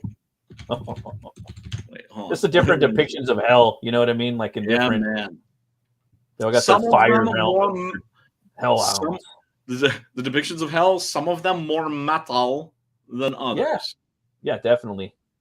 Oh, this one's fucked up. Look at that. He's got the Reaper. Mandible like from Blade 2 in the strain. Yes. Like the jaw that splits open. Whew. Look at this one. This one's got 3 jaws, bro. Oh, that's interesting. That's interesting, dude, bro. Ooh. What else do they got? That's a very original design. That's creepy. Yeah. This one's kind of basic. Like it's cool and all, but you know. Yeah, it just still looks like a Great Dane. I like the the Predator hounds. I just like monster dogs. I think they're so cool. I like them too. So do I. Like the one in Hellraiser, of course. That had a really good hellhound. Hulk was awesome too, like the poodle and the pit bull and the rot. You know, that's my favorite scene in that movie. I love that Ang Lee movie, man. Most people like thought it was the shit when it came out, and then they like kind of hated it after a while. But I mean, obviously, it was dog shit when it came out, and I still kind of think it's dog shit. But I understand why people have the affection for it that they have for it. Do you know what I'm saying? I'm kind of a Hulk stan, but I understand too why people don't like it. Like it's a little too heady, you know. But I also kind of like that in a way. Well, the pacing is just very slow. It's just for shit. They made the Hulk a little too big. He's kind of big, but it's cool though in a way. You know what I mean? You know, it's not dog shit. It was just disappointing. Yeah, I mean, I don't know. Like it was sincere. You know, I appreciated that. I like the one with Norton the most, though, man, because they had the fight at the end with the Abomination. Yes, And, but they couldn't do would have killed him to glue some fucking a fence to the side of his fucking head. Right, and, right. And then of course the thing that always fucking kills me, we never ever ever ever get Sad Hulk, and Sad Hulk is best Hulk. Thanks for stopping by, Chase Foster. Arnold Schwarzenegger smokes cigars. Yeah, but he's fucking Arnold. Nobody beats him. Interesting Nobody enough, beats that motherfucker. So do you think Cancer is gonna fuck with Arnold? He's Fuck Conan. no. It seems Yeah, no, most he's just he's just like he's the Terminator. He's fucking Arnold, dude. Like nothing. Yeah, nothing and nobody fucking beats that motherfucker at anything. That's got to be fucking like, oh shit, how am I gonna kill this motherfucker? Right. Hey, look out, Death! I know what you're doing. Seems most archetypes have always been seen to have a connotation of a pursuance of those that are damned. Yeah, no, it's. Yep. Thanks for everybody nipping on your fucking heels. Stopping by tonight, guys. I appreciate it. I know there's been 5 of you guys the whole time here. It's word up. Thanks, man. I have a little hellhound myself. Because I'm I got a list, and it kind of lined up with my shill. So it's like, oh, I could shill a little Hell War, even though it's not done. So this is by Hellhound Garm. It's from Norse mythology. The book I'm working on now, it's called Hell War. It's about a Norse bounty hunter, and he's trying to free his brother from hell time. And Hell Nora is the goddess of hell, and that's her dog. You can see Hell Nora sitting in the back right there. She's massive, like kaiju style, and he's kind of like a baby kaiju dog right here. I wanted to design him something different, so he's got horns growing out of the sides of his head. He's got a horn tail. He's just, I'm just looking at all kinds of dogs at their physiques. A lot of these pit bulls, dog fights, and they make them really strong, and they have all these veins. So this was a really fun time designing this dog. I love the look in his eyes. It was hard getting the eyes right too, because you got to have the pupil just barely looking, like barely seeing there. Just yeah. But that's the first thing that immediately draws your eye is the way its eyes. He's an asshole too. He's a fucking asshole, and he talks a lot of shit. And I really like the character. Sometimes you make characters, whether you know that they're going to be good or they're not, it really doesn't fucking matter. People are going to hate them, but like I know it. Whatever. I don't know how I sound, but I kind of really like the character, and I wanted to do more with him, but I couldn't, And he talks a lot of shit. And Hell War's brother, because my character Hell War his name's Bert Hell War. His brother's name's Wreckbolt. They're kind of like cold names. Wreckbolt, he lives, he's in jail. He's been in there 1,000 years, but Garm's always talking shit to him. Like he can hear him in the distance, like talking shit. Talking that shit. But he's a dog, dude. So like if Hell War comes up to him and he has to like meet with Hell Nora, he has to get through the gates and he has to get past the Hellhound. So he usually brings like a sack of heads, and he'll just like roll up like, hey, you know why I'm here? He's like, oh, you're her bitch. I may be your dog, but you're her bitch, because he's Hell's bounty hunter, Hell War. So he'll be like, all right, Pooch, go get this. And he throws the heads, and because he's a Pooch, he has to go after it because he has these animalistic needs to feed on the heads. He's like, oh, you motherfucker. So he jumps out of the way. He has to go inside the hell, So no, it's funny because like you're talking about the character and then you're thinking like, oh, like I don't want to like go off and maybe sound arrogant or something like that. No, the fact that you fall in love with characters is an indication that the characters are in some way alive. And that's what we all aspire to as writers, is to make characters that will sometimes do things that will even surprise us, maybe. Oh, yeah. And it sucks, too, because, like, well, I don't know. Like, you have a character and there's just not a lot of screen time in your book form, I guess I would say. There's not a lot of page time, And you want there more to be, I guess. But it's just like you want to make it, you want to make like a big one-shot epic story, and that's what I'm trying to do with this. It went from 40 pages and now it's going to be up to like, now I'm on page 71. So it's like, now he's it's gonna be a nice fat book, dude. It's gonna have a lot of action in it and fighting, action-packed fighting. A lot of right now he's fighting a dragon, so I'm choreographing choreographing a fight scene with the dragon, and that's kind of hard, and is trying to do things I haven't seen before, and film and stuff, and it's oh, thanks for stopping by. Drawn Soren Graphics, hell yeah, it's metal as fuck. Michael Ferraro's digging this. Thanks, man. Yeah, well, I mean, look, Homeboy's been busting his balls on this for a while. Thanks. Like when he told me that he was working on it, I was like, "Oh, so when you launching the campaign?" He's like, "Oh, probably maybe in like 2 or 3 years." Yeah, right. So he's really putting his heart into this, and it's a passion project. That's the thing that's awesome about the indie scene that you don't get anywhere else, is you don't get passion projects like this. Nah. And it's like I want to do it like I wrote it as a one and done story, but accidentally like 2 more book ideas like pop into my head, but it's not. Like I could go down there, but I'm not. So with it being crowdfunding and stuff like that, I am just telling one and done stories. You know what I mean? And if there's like if there's ideas for that, they're compartmentalized and I put them away and I'm not fucking with them unless I have to. I really want to, but I want people to just get that story, and I don't want them to have to worry about other stuff. They're just going to get in there, get that big hunk of meat, and that's it. So hit it and quit it. So hopefully people will might check it out someday once I'm done. That would be really cool. That's the thing that we all really aspire towards, right? Yeah. Is the notion that our book is going to be on people's shelves, and that after we're gone, somebody's going to like pick that book off the shelf and read it and hopefully have a good time with it, or, ideally fall in love with it. Oh, yeah. Right? I mean, that would be cool. I mean, it'd be weird for you not to want people to like your work, Yeah, no, I mean, I it's one of my character flaws. I'm kind of like a people pleaser. But yeah, we put our stuff out there, and we hope that it's good. We don't know, at least see, that's the thing is like I'm trying to develop that sense. I'm hoping I can develop that sense of being able to look at my shit and grade it properly the way that I'm grading other people's shit. And some people are actually really, really good at that. I like to think that maybe I am, but ultimately I don't know if it's good or dog shit until just like people tell me, right? Because I'm writing it and I think it's good. Right, I'm telling the story I want to tell, and I'm telling it the way I want to tell it. But are other people going to vibe with it? You just don't know. You just don't know. I just been super lucky that way, and I do mean lucky. We're talking about hellhounds, and hell and whatnot, Hell War. But there's another hellacious book out now, and that is Hell Zone. Our boy Sim, he just launched this book a few days ago. He's already got 10 backers on it.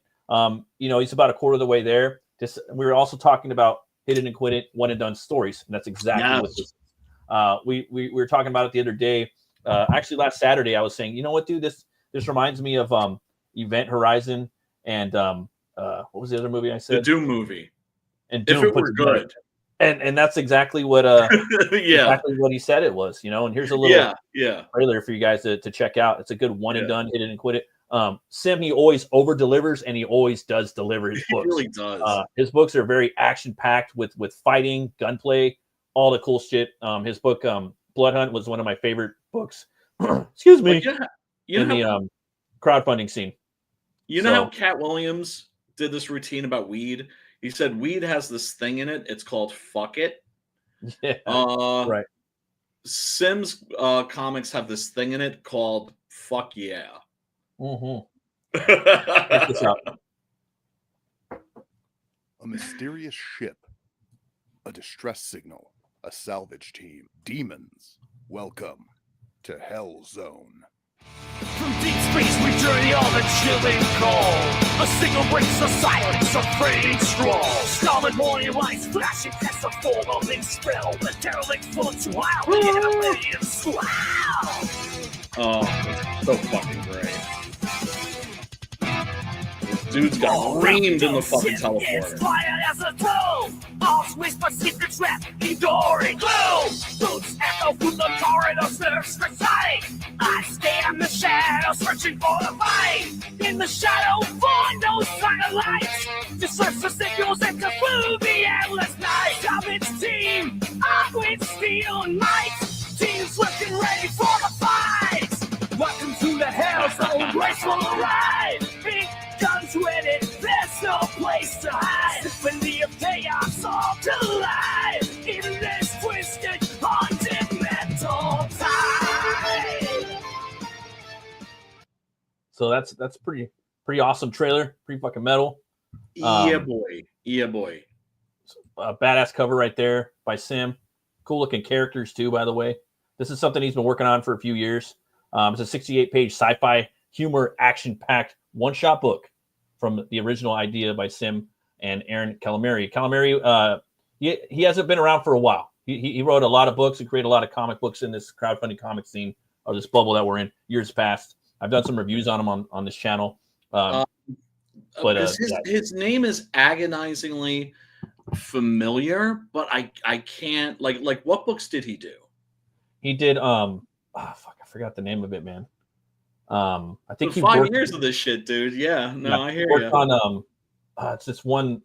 He worked on 3 books, dude, and he also like co-wrote a couple of them. He did one with Joe Ball, and I think it's not Death, is it? No, Death's all Joe Ball, but right. I think he also worked on one with Chimera, if I'm not mistaken, but I could be wrong. But again, there's just so many books, man. There's this one though he did. I think it's called More Lethal. I think that was the name of it.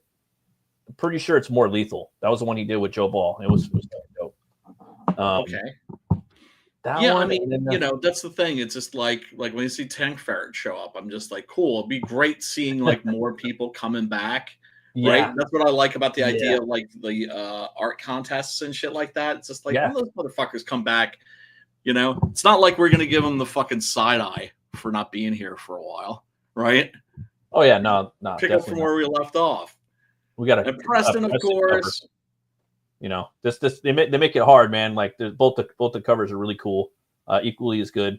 They really are. Got colors by Sim and pencils by Preston Acevedo, and they also are going to have Blood Hunt's 22-page preview ash can. So this is a book I was talking about. The first one in the series is one of my favorites. Those are into like action horror, like Blade. You're gonna love that shit. Underworld. A lot of cool stuff in here, guys. And the book is it's $21 USD, okay, plus shipping. So pretty good price. Come check it out. Here's some of the artwork right here. It's fun. I know, I love that. This poor fucking guys that get teleported down. So I mean, that is already an indication of good storytelling. Like, what do you do when you have like a situation like this? Is you want to always take out the character that's like the most competent, right? So that everybody else is just like, oh shit, what do we do now? In this case, everybody gets fucking wiped out. She's not a fucking soldier. She's a fucking medic. A medic in a bomb, but still a fucking medic. Booty. And, this book needs some love, man. So it does. It does. And share the link if you could back it too. That'd be cool. And I got the link in the chat, man. Hellzone. We're gonna be covering this book a lot on this show. Yeah, and everybody, make no mistake that when it comes to clicking that share button, that makes a huge difference. Like it may not feel like you're doing much, but I'm telling you, it makes a gigantic difference because the hardest obstacle that we have to overcome is just getting people just to know that our shit exists. So if you can't back it, just share that link, and you are actually doing us a solid. Oh yeah, man.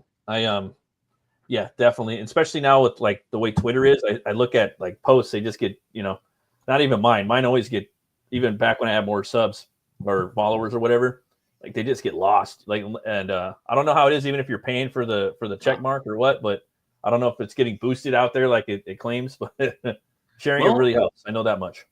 Ferret just got another follow. If you look at the chat, he just dropped his twatter Does anybody still call it? Does anybody call it X, or does everybody still call it Twatter? Or if people kind of, I still call it Twitter. I call it Twitter X now, or X Twatter. Like I call it different shit all the time, just because it's just kind of confusing. I created a Blue Sky account. Oh, really? Do you know what Blue Sky is? Yeah, there's a lot of comic book, like a lot of like the far left are over there. The Democrats, man. Well, it's funny that you call them the far left because like their politics are so not left. It's not funny, right? It's like in America, you don't get like you because they're fascists, basically, right? Yeah. And they don't believe in freedom of speech. Shitlibs is what I call them. And and it's like just what you think it is. It's just what an you echo think chamber it's right now. An echo chamber and of cope. And they think that that the president is a certain Austrian who became the dictator of Germany for a while, when really it's just like, and I want to say it's just like, calm the fuck down. It's like fucking, it's not Mussolini, it's Berlusconi. But then I know they're just going to jump all over me, so I just don't say shit, and I just post links to campaigns and artwork and shit like that. That's all. Drawn sword graphics. The book I'm working on is called Hell War, so hopefully I get it done. I'm on page. You are. It's gonna be dope too. Yeah, so, but I'm working on a couple other things too. And the thing is, I thought I could just work on it nonstop, but I can't do that. I got to break away and work on other stuff because I don't want to burn out on the page. I don't want any page to be lacking.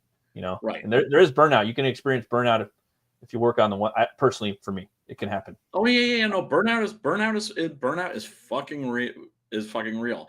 And of course, I'm looking forward to like being editor on that book after the fact and make dialogue polishing and everything. Not to come in and fucking piss all over your shit in a territorial way, because I don't get down like that as an editor. Like I said, salad bar approach. Keep what you like, toss the rest. I'm not gonna get all fucking butthurt if you hit up Brian for all your editing needs and writing. Hit up Brian, dude. Brian Kreisgau. He's the man on Twitter. I wouldn't say I'm the man. You're the man. You down to I'm a dude. I'm a dude. To do some, but it's just like a lot of people seem to think I know what I'm doing, and they're hiring me to write comics and edit books for them. So, it's very popular around in these parts. Yeah. Well, see. Yeah, that depends on who you talk to. What up, Paulus? Hell, man. You down to do some Saturday night, having a little bit of the mezcal, a little mezcalian. The thing is, I drink some whiskey right now, but after the show, I'm gonna be like, there's a lot of stuff I want to do, like drawing. I'll get real tired because last night I only slept like 3 hours and I had to wake up real early. So tonight, I know tonight I'm gonna be like falling asleep, and I'm like, nah, dude, I gotta create some stuff. No, dude, get the sleep. Seriously, dude. That's the fucking foundation, because you're talking about burnout. If you do that, you're going to burn out. You're right. Sleep, your priority. I noticed too, like, lecture. I switched up my diet, like the last couple of weeks. I've been like fasting and stuff and sleeping more. Mm-hmm. Like my allergies have gone down. It's been crazy. And my energy levels have been up. So it's been pretty cool. Dude, that's like, the part of me that was, mental health care dude was just always just fucking self-care, and the foundation of that being sleep, like the proper amount of sleep. Like a lack of sleep will fuck you up, and it will. Yeah. It'll make you like your immune system, and then when you're trying to get that 8 day of like intermittent fasting, because like once you get to the 8 days, your body just gets rid of all the old dead cells, and then it brings in brand new ones. So your immune system's like you know what I mean? I have been doing I haven't done it yet though. There's always I haven't done it like that, like in that many days. I do it about like once or twice a week. I do it about 5 days a week, and I would do it, but there's always just some so random shit that happens. You know what I mean? It throws it off. But I'm like, and the thing is, are you losing fat weight or are you losing muscle weight too? That's another thing. So you got to be careful. Yes. And I don't know. It's all good though. I'm feeling better though, and it's just state of mind too. And then I have my new workspace. I have white lights, so it also keeps me awake now because it's a productive light as opposed to the traditional just yellow light. So it's pretty cool, man. I also recommend these for the winter. I mean, you're in Cali, so you don't have to worry so much. But these fucking happy lights, they actually make a difference. I mean, I don't know if it's a placebo effect or not, but evidently they do seem to work. And shit, let me turn that off. No, we do that all the time. You don't need to see me in that kind of high def. We put on lights all the time, dude. Even if it's just like, oh, it's too gloomy in here. Let's turn some lights on. You know, it actually works. You know, it improves your mood. It improves your mood. It does. Like there was some dude on Twitter like years ago. He's like, man, I'm like just not feeling it out here in Alaska. You know, and like he was talking. I'm like, dude, turn all the lights on in your house, bro. You know, like just turn them motherfuckers on. Put on some good music. You know, make some food. Cook some like me like I usually like to grill and bump some metal, you know, and I can't do that all the time, you know, but now I'm into coffee and bacon, just sitting there, just like frying some bacon up in this pan and drinking my coffee and listening to my metal. You down to do some decoding right now? Fuck yeah. I got my ass handed to me last week. Well, I mean, you know, I don't know. It's kind of hard sometimes to get in there the right way. You know, it gets a little tricky. So can be. Black Metal Decode.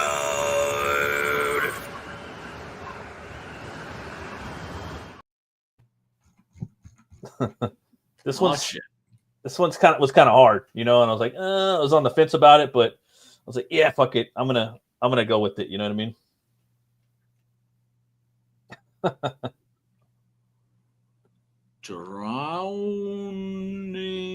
Drowning. You're getting there. And the thing is, I couldn't find a good like vectorized logo from this band, you know. So Drowning Christ? No, but you know, you're getting there. You know, they're like, yeah, that's even more black metal because you can't fucking read it. Yeah, well, no, it is. Well, yeah, that's what's so funny about this shit. Yeah, he's getting close. Drowning the light. Yeah, he got it. It's Drown the Light. You know what's funny? What I was seeing was Drowning Che, like Che Guevara. And I was like, well, what kind of a name is that for a fucking black metal band? Drown Sword got it, man. Drown the Light. Hell yeah, brother. Eventually, hopefully one day I could start giving out stuff. I don't know what, but people that guess this shit. You know what I mean? So at least I got part of it. You did. I got a little something that you might like right here. It's this. You had to have learned about this documentary right now. It's all about you. I think you know what it is. Feelings about. If this is what I think it is, yeah, I got mixed feelings about this. I think you're gonna. Actually, you know what? I don't think you know what it is. Then. I think I do, motherfucker. How about that? I don't think you do. Here. All right, we'll see. Have a gander. Dinner with Leatherface. Okay. Without thinking of Leatherface and the Texas Chainsaw Massacre. Michael Lansdale is in this trailer. It's basically a documentary. I remember the first time I watched it. We expected to see, a horror film. That's my boy. That's my boy right there. That's still. Leatherface still running around up and down them Texas hills. Yeah, he is from Tejas. He is from Texas. Really met him or saw him in costume until they first encountered him. Really, all he wanted the cast to do was be scared when they saw him. Damn! OMG. Toby asked me if I were crazy. Gunnar Hansen actually went to a home for mentally challenged people and the disabled. It wasn't just a simple thing for him of just throwing on a mask and running around going, and he pretty much came up with most of what he did on his own. You get an idea. This is the worst kind of day what in we want to see, Leatherface's life. but it That's requires the actor to bring it to life and give it its quality. There's only one original guy that set the tone. The one that got me back into movies was called Hollywood Chainsaw Strippers? I think it was Texas Chainsaw Hookers. Hollywood Chainsaw. Fred Olin, right? That's what Leatherface is like. I mean, a lot of the roles he got traded in on his notoriety as Leatherface. Gunnar Hansen with a chainsaw cutting a mosquito. I'm in. As soon as they see that the original Leatherface is in it, they immediately pay attention to it. Most of the films I've worked on have been. Yeah, you can tell she couldn't care less. They haven't learned Chuck yet. Dixon, dude. Tony Timpone, who was the Right. editor of Fangoria magazine at the time. Oh, had no, convinced Gunner that not unless he should be Chuck going to Dixon cons is, and like, signing fucking autographs. killing And he was kind of a little reluctant at first. He interacted Tony Timpone knows very nothing about well horror. with I fans got a funny and story about that. He really was just such a class act. People would walk away so happy, man. Just meant Leatherface, he was such a great guy. As an entertainer, that's all you ever hope to do is be remembered.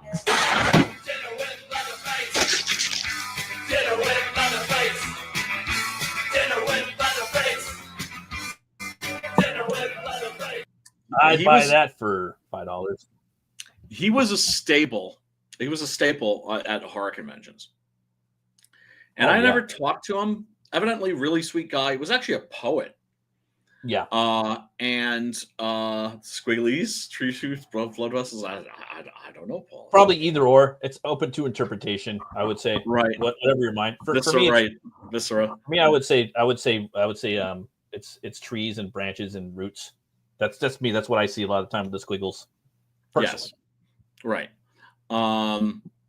But yeah, I remember seeing him at the it was the 2000 or no, I'm sorry, it was the 1999 Tarrytown Hilton I think the Midnight Cinema convention. I forget. Anyway, this was a convention a lot of people came to, right? So it was in Tarrytown in Sleepy Hollow. And so people could just take the train right there, right? So a lot of people came in from the city and everybody was there to see Goblin.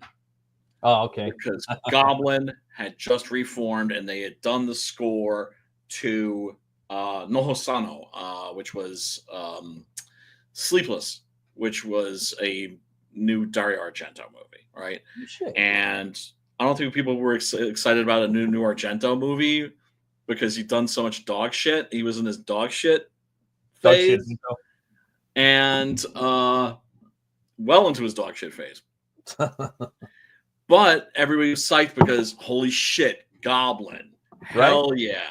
And so we get there to the convention and find out that Goblin has broken up. Did I tell you this? I know I told you this story before, right? Goblin had fucking broken up and he brought like in these kids that were like dressed like rock stars and everybody was fucking mad. Oh, dude, I've been there since issue 2. That was the day down day one-ish, I could say. I was down like from... They got corrupted. They got infiltrated like heavy metal. Oh my God. And Tony Timpone, man, when I met that guy, I told you my experience with Tony Timpone. You'll see him in every horror documentary.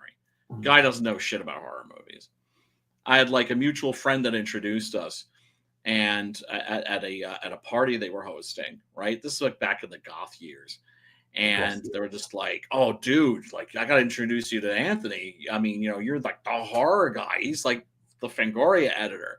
And so I started talking to him about Mario Bava, and he said, "Bava? Oh, I've heard of Bava." I'm like, "You've heard of Bava?"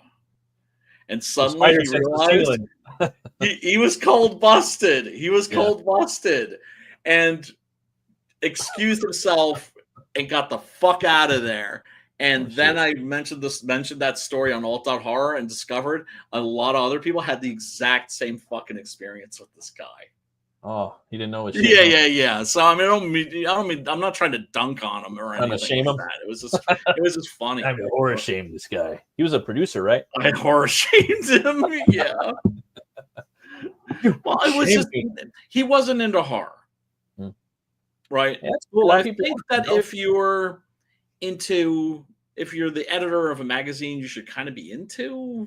Yeah, it's kind of weird. It's like I don't know. Yeah, he wasn't feeling horror, but you'll see his quotes everywhere, and you'll see him in all these documentaries. He's always wearing a very nice suit. I don't read comics, but I work for a comic company. Yeah, pretty much. No. Oh yeah, but what was my fucking point? I'm sorry, I'm into the fucking mezcal. So we have to see Demonia, which was Claudio Simonetti. He was clearly the fucking problem in that band. Clearly like the ego in Goblin, right? And he's got Demonia, and they're playing like basically Goblin covers. Yeah. Right. And everybody's down there, and it actually turned out to be a pretty good show, because it was great seeing when they did the Dawn of the Dead theme, suddenly just seeing everybody's head going boom, boom, boom, boom, boom, boom. Like everybody was fucking feeling that shit, right? Everybody was everybody was feeling that shit. And Gunnar Hansen was standing in front of me. Oh snap! And the dude was ominous. Yeah. Ominous. The guy was like a giant. Oh, like just huge. How tall is he? Huge. Yeah. Pretty tall, huh? Well, yeah, but I mean, not just tall, right? Like my homie Anthony is the guy that was co-president of the support group that I was running for a while, is like fucking 7 feet tall. When I give the guy a hug, it's like you're hugging like a tree trunk. Colossus, right? I'm coming in at his like fucking midsection, right? So he was like naturally a basketball player in college and all that and all that shit. Became a lawyer. Although I forgive him for that. But Gunnar Hansen was just like, because you're not just talking tall. Yeah. You're talking about just big. Wide. Jumbo size. Just a massive somebody that if they wanted to, could hurt you. Which is why they cast him as Leatherface. Yeah, he's perfect. It's crazy with those movies how many there are now. There's so many. And like so many it's such an iconic franchise. Yeah. And I love the quote from Lansdale, who's written a lot about that movie, especially when he was part of the splatterpunk scene. Like he said, is just like, yeah, we knew we were going to see a horror movie. We just didn't know we were going to see that horror movie. Yeah, like sometimes they catch you off guard, the good ones, right? Well, certainly the benchmark horror films, right? Because Night of the Living Dead, Dawn of the Dead, Texas Chainsaw Massacre, game changers. We don't really get that many nowadays. You know what I mean? Like, no, a lot of people like Nosferatu, and a lot of people didn't. And I believe from what I heard game changer. Did you see Longlegs?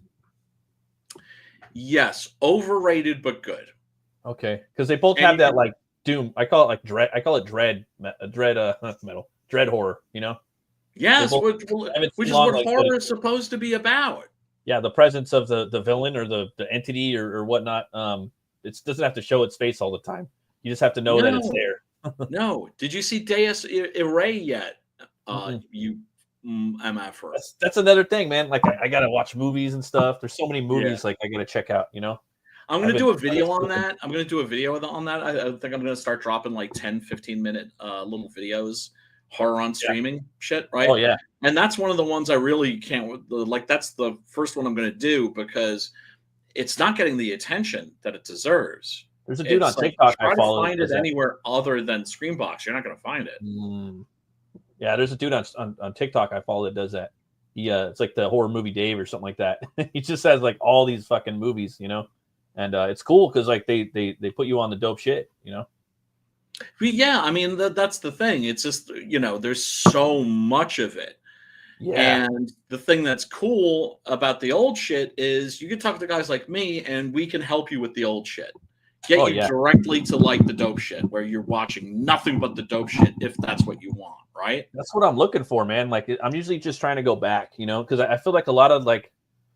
With horror, I don't know. Like there's a lot of classics that need to be watched. You got your 6 Gun Gorilla campaign up here still. Someone was hitting me up on Twitter like, when's this book coming out? And I told him you did a November update. And I told him that you're working on adding a story to it as well called The Dandy. With Octopus and all that Cowboy shit's done. Creator.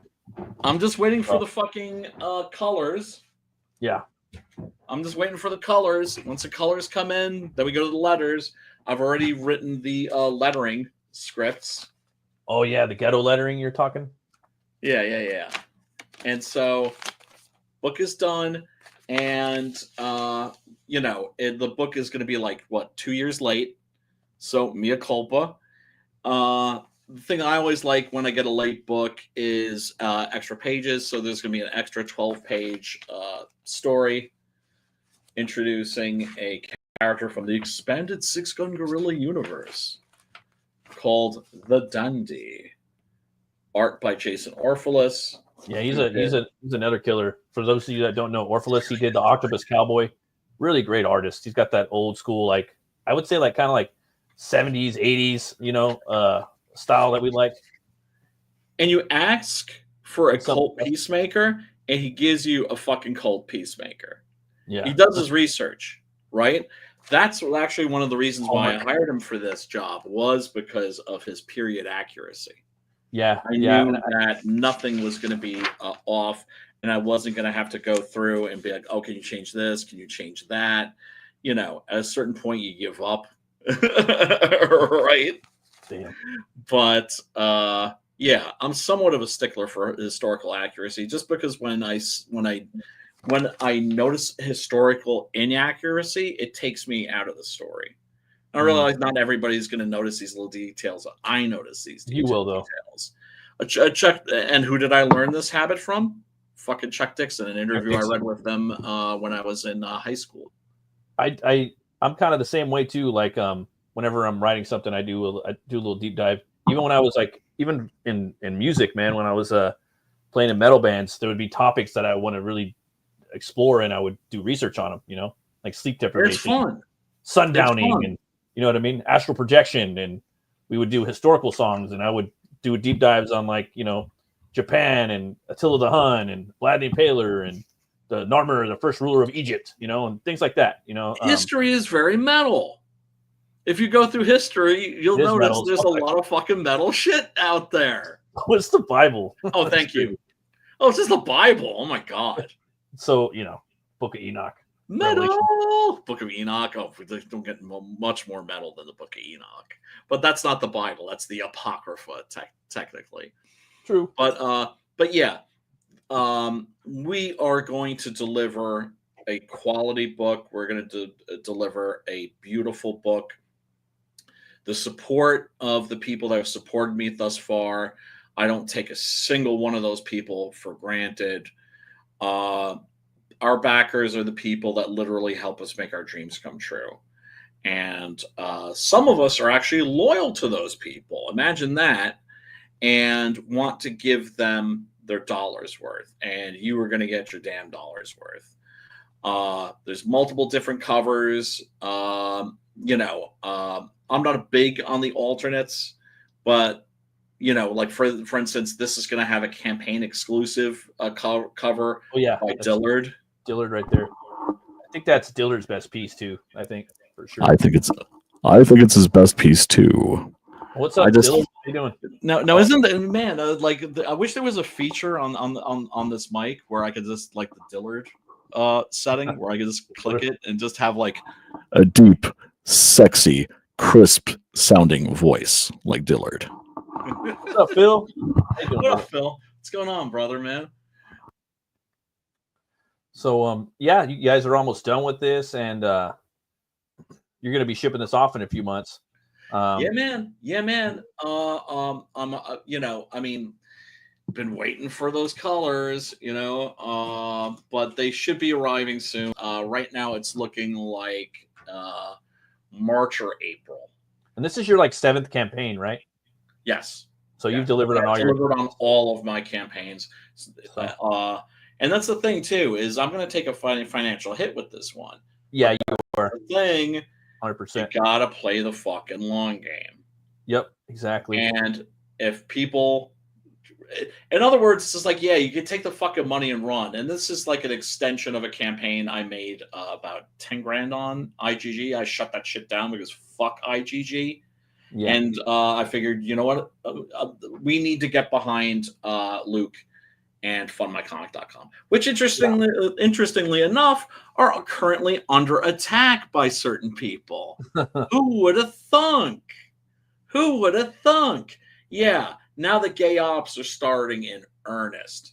And I warned Luke too when he started this. Yeah, you're going to make some really, really powerful people really fucking angry.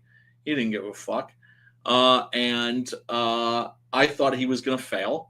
Right, I've mentioned many times on these streams. I was one of the naysayers. I was one of the people that, like I said, you asked me, "Do you think this is going to work?" And I was like, "No, but we should get behind it." And sure enough, it's taking off, and it's taking off because certain somebody is trying to shut it down now. So let's take it off. Cecil got like 75 grand on there, so it has potential. Obviously, all it took was one big YouTuber to get in there with it. Yeah, yeah, and like a yellow flash. Somebody's got to be really fucking big mad at him too. So that's cool, man. And you guys, let me throw the link in the chat. Six Gun Gorilla. Brian, do you want to do a quick little synopsis for people that don't know about it? Because I've had a pretty good amount of people cycling through the show tonight. For stopping by. Yes. First of all, thanks to everybody that's swung by. But yeah, elevator pitches. A very big ape. See, I'm trying to do the fucking Dillard voice now. A very big ape with very big guns blowing very big holes in very bad people. Yeah, it's a revenge western with a fucking gorilla. Like, if you can't get down with that, I don't understand you. And of course, since it's a revenge western with a gorilla, I have to have a fucking Zeppelin up in there. There's no way I'm doing a fucking revenge western with a gorilla and not having a fucking climax on a fucking Zeppelin. It's pulp shit. It's pulp shit with a heart. Yeah. It's sincere. It's not winking at you all the fucking time. One of the greatest reviews I ever got, actually from that person we shall not name, was "It's not what you think it is." Yeah, it's not. It's a great book. I read it. Thanks, dude. I think before I even met you, I just seen you in the chat. You were doing the horror show with Drew back in the day. Yeah. And that was like 5 years ago, maybe. Yeah, it was. Yeah. And times were different. Yes, they were. Things are always changing around here. That's a big part of my new channel too. Without spoiling too much. Yes. We need to reorganize. Basically, we were all on the Titanic, and we didn't know it. And our captain steered us into into an iceberg, and now it's burning and it's sinking into the ocean, and we're in the lifeboats, and we need to coalesce. We need to come together, even if it's not under like an official banner or anything like that, just in terms of just being part of a social circle of creative people and people that aren't in this because they want a Netflix series or because they want to make a couple of quick bucks, but because they love comics. Yeah. And because this medium means so much to us, and it is a form of expression for us that that's very near and dear to our hearts. So, yeah. We had our boy Dillard. You're talking about him. Also, he did the voiceover for one of these trailers. But yeah, he did. They just launched this on Kickstarter with this Doug Mensch cover. Oh, dude. I love that cover, man. It just reminds me, they're fighting. He's pulling him out of the Crim's pulling the bad guy Simon out of the dream. Yes. It's a cool concept. I love the layout. Oh, dude, you're talking about Adam. You're talking about my boy Adam Lawson. He always fucking delivers. He's an incredible collaborator. Super fucking easy to work with. I don't even just want to say easy to work with. Fun to work with. And when I found out that Phil was working on this with him, I was like, dude, you're gonna have a good experience. You're gonna have a good experience with him. And I can't wait for this book. Diaz Bros, fuck the motherfucking Diaz Bros. Just on principle, because Tony Montana hates the Diaz Bros. But they have been fucking killing it with the Lost Pages. Consistent, great book after great book after great book after great book. And you're not going to be waiting years for this joint. You are going to get it in the near future, and I guarantee you that it's going to be good because I know the track record of these guys. So go and back Psycho Slumber. You're going to have a good time with this book. I guarantee you. 100%, man. I got the link in the chat. You guys go check out this one over on Twitter, or I'm sorry, on Kickstarter, and check out the trailer real quick. Yeah, it's on Indiegogo too, I think. Yeah, it's on Indiegogo too. But in the dead of night, on the outskirts of Chicago, Isn't his voice sexy? reality and imagination. He's the Barry White of our scene. And in the moment before you doze off, Simon wakes up to play. He'll seep into your sleep and turn your wildest dreams into your final nightmare. From the worlds of the Kill Journal and the Lost Pages comes this year's most horrifying comic crossover, Psycho Slumber. When the undead is in your head, it will take more than heroes to put it back to rest. You will need survivors. In Simon's world, the rules are his own, and the only way out is to play his game. Simon says, "You're next."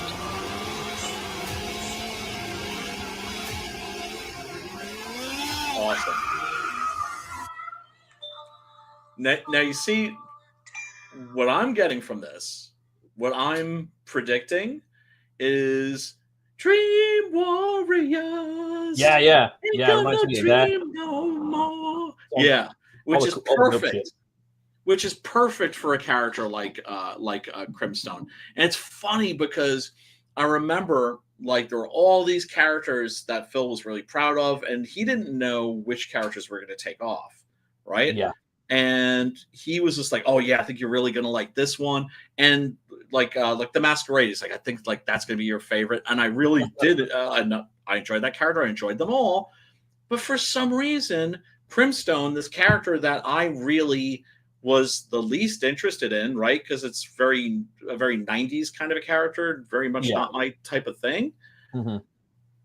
Jumped off the page. Yeah. And yeah, and just like that's the thing. You never know. You never know. Like with Clive Barker, the Hellraiser series, that Julia was supposed to be the franchise character.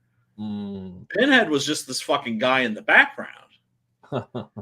But there was something about that character and Doug Bradley's performance, of course, that just pop. Caught the imagination of the fans. Iconic, you know? Yeah, you never know. You never know. And what I love about Phil's work is that he puts a lot of thought into it, and he puts a lot of heart into it, too. He's really one of our most talented creators. Him, Rini, Narwhal, or do I call him Pear now? Now we can call him Pear, right? So much fucking talent in this fucking scene. And with Adam, too, you always get a quality product. That is to say, that motherfucker is a master of presentation, right? The books are just always nice. Like, you love having them in your hand. You love having them on your shelf. They're very much designed so you can take them off your shelf again. He's got a good like YouTube channel too, like stuff that he's been putting. His videos on Twitter and stuff, because he's love that dude. Driving into the comic book stores and he knows the shit. Well, it's funny because like, you know, he came into this scene feeling like a neophyte, or kind of like, I thought it was funny because he was kind of like, you know, I don't want you guys to feel like, you know, I'm invading your space or treading on your shit. I'm just like, dude, it's just a fucking medium. It's just like anybody throws their fucking hat in, and anybody that acts like an elitist prick to them, you should tell them to fuck off politely. But the way he discovered comics actually was he was directing the music video for Snakes on a Plane. This is true, right? This is, I don't think he'd mind me telling this story. And so he's directing the music video for Snakes on a Plane, and Samuel L. Jackson is hanging out, and he's sitting in his chair, and he's reading something. And so he said that Samuel L. Jackson was just like totally fucking chill, just a dude. And so he's like, "Hey, Sam, what you reading there?" And he said, "Oh, 100 Bullets," and showed him the comic. And next thing he knew, he was into comics. And And then, it's funny because Sam Jackson has converted a lot of people. And he says, the thing I always tell people is, first thing you want to do, get your hands on all the Frank Miller you can possibly get your hands on. But yeah, now Adam is deep into the space and working with the top tier talent that's always been here and producing great shit. And yeah, I mean, this is what's making me think Dream Warriors, right? That movie's solid. Right, Crim's turning himself into like a fucking Crim madball. one of those fucking one of those toys. Just seems like I can't wait for this. I can't wait for this. Yeah, I haven't backed it yet, man. I still got to get it. There's just so many books, man. I know. It's like it's right up my alley. I've been wanting it. I know. Oh, dude, trust me. I know. I feel bad for a lot of books that I haven't shirt, dude. That shirt's fucking cool. Oh yeah. Oh well, totally yeah. No, I've got my fucking Rager. What was the other series that Adam did? Kill Journal or no, not Kill Journal. The other one that was a super metal. That was very you. I forgot the name of it. The one with the biker, I right? do too, but I've been drinking mezcal, so I have an excuse at least. I think Jawbone Death. That's the one. Jawbone Death. Jawbone Death. Thank you, dude. Yeah. Saved my ass there. Yeah. I've got the Jawbone Death t-shirt. And that's the other thing I like is that when you get a t-shirt, motherfuckers, 100% cotton, please. None of this fucking 50-50 shit. Polyester crap makes my fucking skin itch. So yeah, so it's like if you back the tier at the t-shirt, you're actually gonna get a quality t-shirt. That's just a product foreshadowing, hopefully. Let's see here. Yeah, Rini is fucking great. Yeah. No, she's a top tier creator. When she first came into the scene, like we were all telling her in the back rooms, like, honey, you're gonna be a fucking rock star. You're gonna be a fucking rock star. And yeah, no, she's a real talent. She's somebody that just puts so much hard work into her stuff. There's just so much fucking talent in our space. There's a lot of talent in the lifeboats, as I like to say. Oh yeah.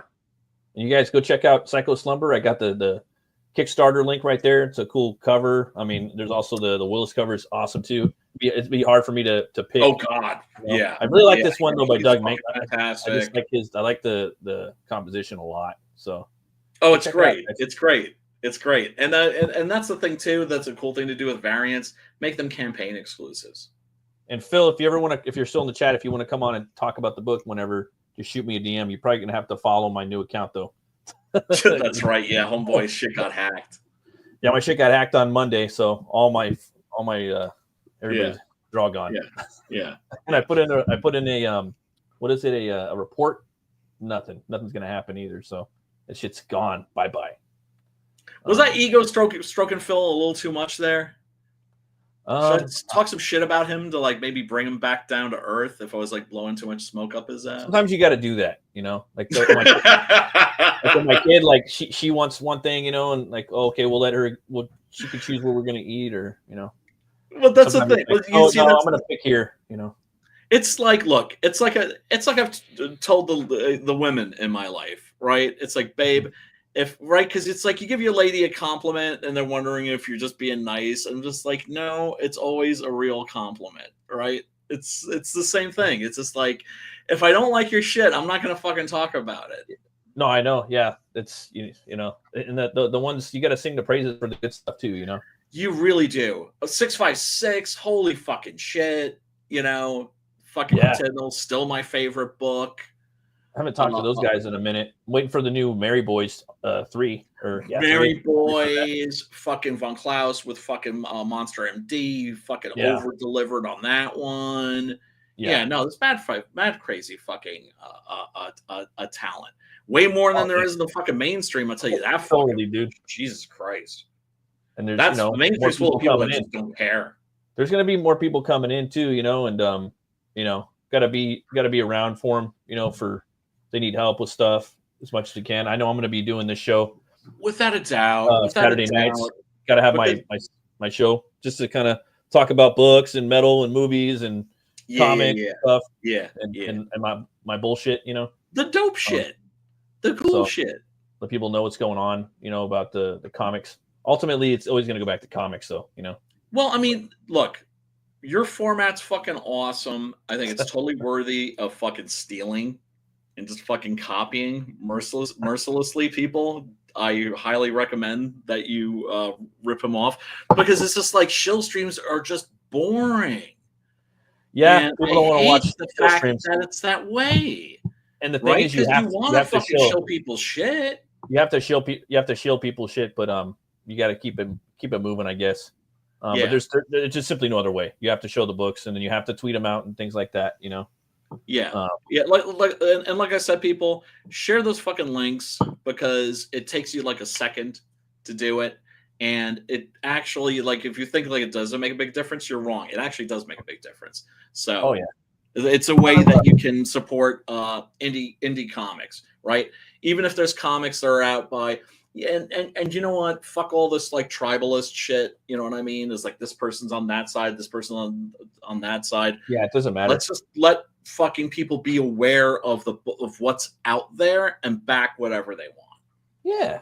How about that? Sure. Let the cream rise to the top. The cream rising to the top, like the Macho Man, Randy Savage. Oh yeah. I was gonna say too, guys. I still got my books available too on Fund My Comic. At my store, you got Butch Cleaver 1. Well, you can't really see it. Butch Cleaver 2. A little bit. Yeah. So they're up there if you guys want to check them out. Horror and Western. We're working on a little something. Yeah, and we're working on the Puritanian as well. So that's going to be coming hopefully sooner than later. Blood Moon Stomp I got coming out this year with the aforementioned Adam Lawson. I got like all like the finished. I can't wait for that one. Or for that, well, not complete.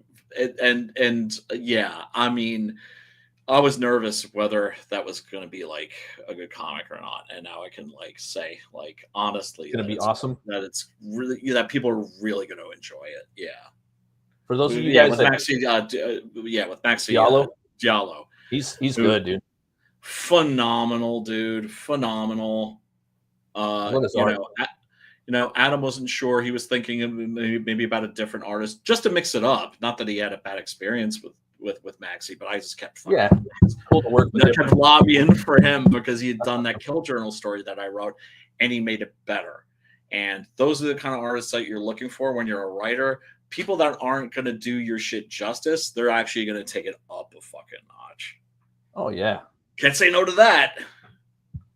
I'm just doing a quick shill of my campaign right here. I got a lot of stuff on there if you guys want to check it out. There's new people cycling in. I've seen the numbers cycling on this stream tonight. So it's a gothic horror western about a brutal butcher. He gets killed and brought back to life by a voodoo doll hex, and that power gives him he gets the power to weaponize bone on a molecular level. So he's got a bounty hunter on his trail through the first book. The second book, you're going to find out a little bit about his origin, and it's got all the things I'm inspired by. It's a weird western, Butch Cleaver right there.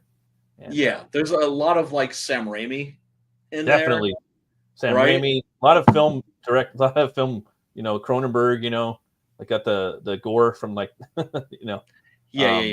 Yeah. And you create a really interesting and compelling world too. We've Let is just a really great place to set a story because all kinds of shit could happen there. Yeah, I mean, I had to take a break from this world, but I'm always I always want to go back. Luke with the fucking dope cover, fucking the Preston cover, of course, fucking amazing. For everyone that backs this too, you're gonna get all these trading cards, wanted poster, 2 stickers, or by 6 a.m. 1 bumper sticker, and also gonna get a button. And then you're also going to get a free sketch card by me too. So that's the first 10 backers. Again, this is a store. It'll be up for a bit. And if you guys want to check it out, and he gives you a nice sized fucking sticker. You see that thing right there? That's a proper fucking sticker. Oh, Now look yeah. at my shit. Look at my shit in comparison. It's a little sticker of a fucking gorilla. Fuck was I thinking? So, yeah, no. On the new campaign, people are getting a bigger fucking sticker. I apologize for that. The bigger the sticker, I don't know. The happier the backer. Yeah. We learn by our mistakes, though. That's the thing about this scene. But yeah, no, I also like the idea of, creating a space also where we can welcome newcomers, right? Yeah. Because that's the thing I really miss about our old scene was like people that were just people in the chat, right? That were like, shit, these guys are making it happen. Why don't I throw my hat in the ring? Fuck it. Right? People were just doing, like just doing things for people like for free, like what the hell? Yes. I mean, you shouldn't expect nothing for free, but people were doing it, Yes. And I got hooked up a lot. Have. People were just like, I didn't even know people like people drawing Jason Bascom was drawing like a sketch card of Butch Cleaver, and I put that on the first campaign. Sim Dog, Preston Dog. Right, but then these guys, dude, that shit broke my heart. Where when they were like, it's just like we understand. It's like every stream you're talking about how awesome we are, but yeah, like it actually hurt them. Like, will actually like fuck them over. Yeah, so I guess it could be a little bit of a balance. You know what I mean? I don't know. Well, yeah, no, I mean that shit broke my heart because it's like those dudes have such generosity of spirit. And that's like one of the things I love in human beings that immediately makes me like somebody is if people have generosity of spirit. And it's just like they got burned. They got burned for it. Because there's stuff that like, you could show people and it could really help them out. You know what I mean? Like little nuggets of information, Yep. So, and they have and the thing is, there are people that helped us out. Oh, yeah, definitely, right? Man. So always. We need to fucking keep that door open and help in the people that are new, that are just coming in, because they deserve the same thing that we deserve and the thing that we want, which is just a fucking shot.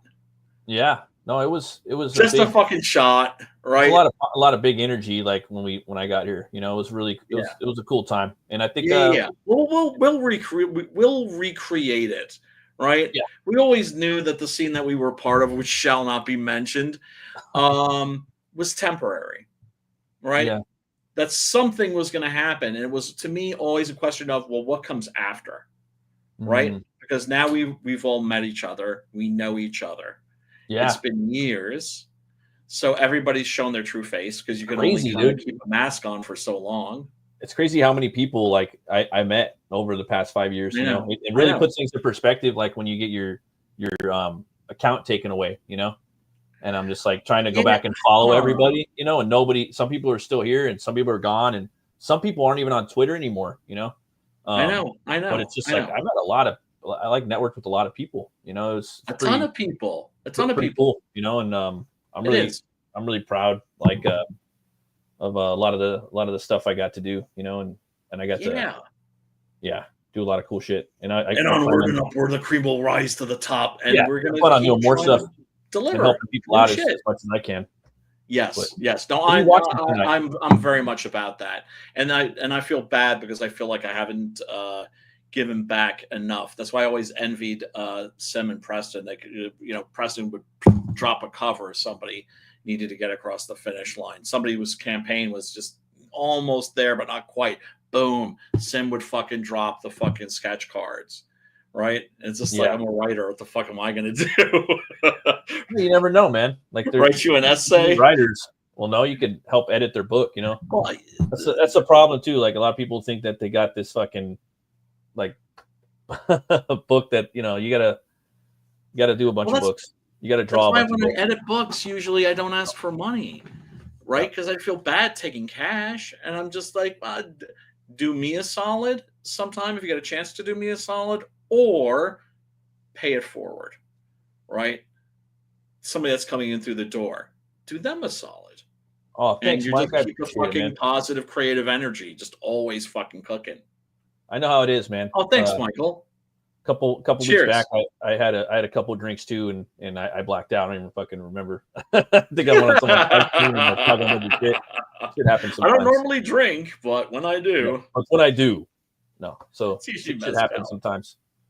Hell yeah, man. What are you watching tonight? You watching any horror movies tonight? I was thinking I got the Brides of Dracula on 2K. That sounds fun. Thinking about checking that out. This is before Hammer realized that you could just bring Dracula back. So it's not Christopher Lee. It's in the franchise. Yeah. But it's the only one that doesn't have Christopher Lee as Dracula. Mm. Because it hadn't occurred to them yet, the same way it never occurred to Universal to just have Dracula come back. Right? Yeah. They didn't know like Lee was fucking ashes, whatever. And he's back, right? And Dracula's like fucking herpes. You ain't never getting fucking rid of him, right? They didn't know he was gonna be a like such a staple. They didn't know about the impact of Lee. You know, they didn't know James Bond was gonna be in there playing Dracula. Or it hadn't heard. Yeah, it just hadn't occurred to them. So metal too, you know. Yeah, no, it just never occurred to them. So they got an actor named David Peel who plays Baron Meinster. Because I'm watching the documentary on Hammer, and they talk about that. It's like maybe 2 hours long. It's on YouTube. A lot of Hammer documentaries, man. A lot of and John Gore, you motherfucker. Because I know you're watching this and hanging on my every word. Look at the fucking box office. Nosferatu, huge. Fucking Leigh Whannell's fucking pussy ass bullshit. Pussified. It's another word I want to use. Bundle of Stixified Wolfman movie without a fucking Wolfman. You called that shit, bro. You called that shit a mile away. Which direction are you going to go in? You're like fucking. Oh man, you're like the Joker in Dark Knight. You know when he's like. That guy. Well, it's just look. You called that full out before you even made it. You're like, he made the Invisible Man, dude. He's gonna fucking do a little weird take on it, and I was like, no, I don't know, we'll see, you know. And he did. Remember, He made him a fucking press punk, dude. Optimistic. He made him a press punk. That's what I like about you, boy. I told him. That's what I like about you. You're optimistic. You're thinking like, well, maybe this could be good, right? And then you got me, and it's just like, nah, it's gonna be dog shit. It depends on the decade. Right now, I'm optimistic. A decade ago, I just set my hopes really low. That way, I wasn't disappointed. Now I put my hopes up really high. I really expect a lot. I expect a lot out of movies and comics and all that good shit. Yeah. Metal. Other good news. Evidently, a little bit more of we've gotten a little bit more of a peek at Guillermo's Frankenstein. I saw some of that. Yeah, I didn't. First I didn't image released of Oscar Isaacs. I seen that. He's as Frankenstein. Oh, right. Okay, yeah, Doctor. Yeah, as Victor Frankenstein. So, you know, I've seen a couple of him. I've seen a couple. He's very stylized, to say the least. Yes. It looks like he's giving a loud performance, which is good. And the costume. Right? It looks very passionate. It looks like he's, you know, being the modern Prometheus after all. Have you heard of the Bride also that's coming out? It's by Maggie Gyllenhaal and Christian Bale's playing the dog shit. Yeah, that's gonna be dog shit. It probably is. Huh? Yeah. During the Prohibition, it's like a Prohibition take on Frankenstein's monster. Yeah, it looks woke as fuck. It looks like a girly movie, kind of. I mean, sorry, girlies out there. Is there a trailer for it yet, or what was that? Is there like a trailer for it yet, or just articles out there? No, there's just been a couple of pictures, and nothing I've heard is encouraging. Hopefully, it's good, man. Hopefully, it's like a Bonnie and Clyde. You know what? That's what I would do if I was going to do the Bride and the Mobster. I would do the Bride and him, and I would do like a Bonnie and Clyde thing where they're going around just fucking shit up, you know, like a road book. Well, you know? That would be fun. I would watch the shit out of that. I would watch the shit out of that. I was going to do like that era with the both of them, you know, it kind of writes itself, you know. I think but I think this is going to be more pretentious. I don't think it's going to be fun. In that regard. I mean, look, I hope it's good. That's the thing. It's not. I don't ever want to come off like I'm rooting for shit to suck. Yeah, no, I agree. I do know that Frankenstein by Guillermo, man. I think I'm pretty sure that's gonna be good because he's been trying to make that movie forever. That's like he's he's like the Bernie writes in Frankenstein. Like he always wants that design in there, you know. And he was talking about Doug Jones for a long time. I don't know why he didn't put Doug Jones in it, dude. It's fucking weird. You know, Who knows? Who knows? Maybe you wanted somebody that's physically more intimidating. I don't know. Somebody that's bigger, maybe. Somebody Doug's that pretty big, dude. He hired a younger cat. Maybe he's a little taller though, or something like that.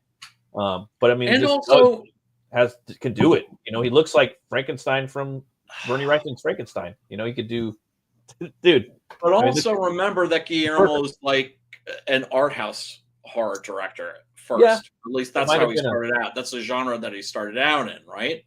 Might have been the studio too. Short films, you could tell he was very into Fulci.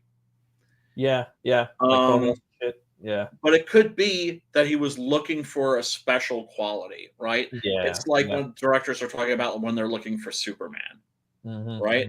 They're looking for a quality in like the human being. Yeah, exactly. And sometimes you can't put your finger on it. And sometimes you can't put your finger on it. And with the monster, I know what I'd be looking for would be combination of a very, very gentle heart, but also with terrifying wrath. Yeah, I'd want to get someone that's pretty big and like kind of lanky and strong, but could, you know, probably that guy that plays right, because the monster's strength shouldn't necessarily be from muscle, right? It should be like supernatural strength. Exactly. It should be like, like Hercules, right? And Hercules doesn't have to be a guy with all these like big muscles. He's just a guy that can fucking bench press a car because he's not entirely human. I'd probably get that guy that played Dracula in The Last Voyage of the Demeter. He's in a lot of stuff. I think he's also played in Smile. He's the Smile Monster. He's in. They always get him because he's tall and lanky. The sequel to that was really good, better than the first one. I like that ending. I like that ending. Was that ending good? In the first one, I haven't seen the second one yet. Oh man! The ending one's got a great ending because it sets up a sequel in a way that's not shitty. That's good. But in a way that makes you just go, "Oh fuck!" The implications of this are fucked up.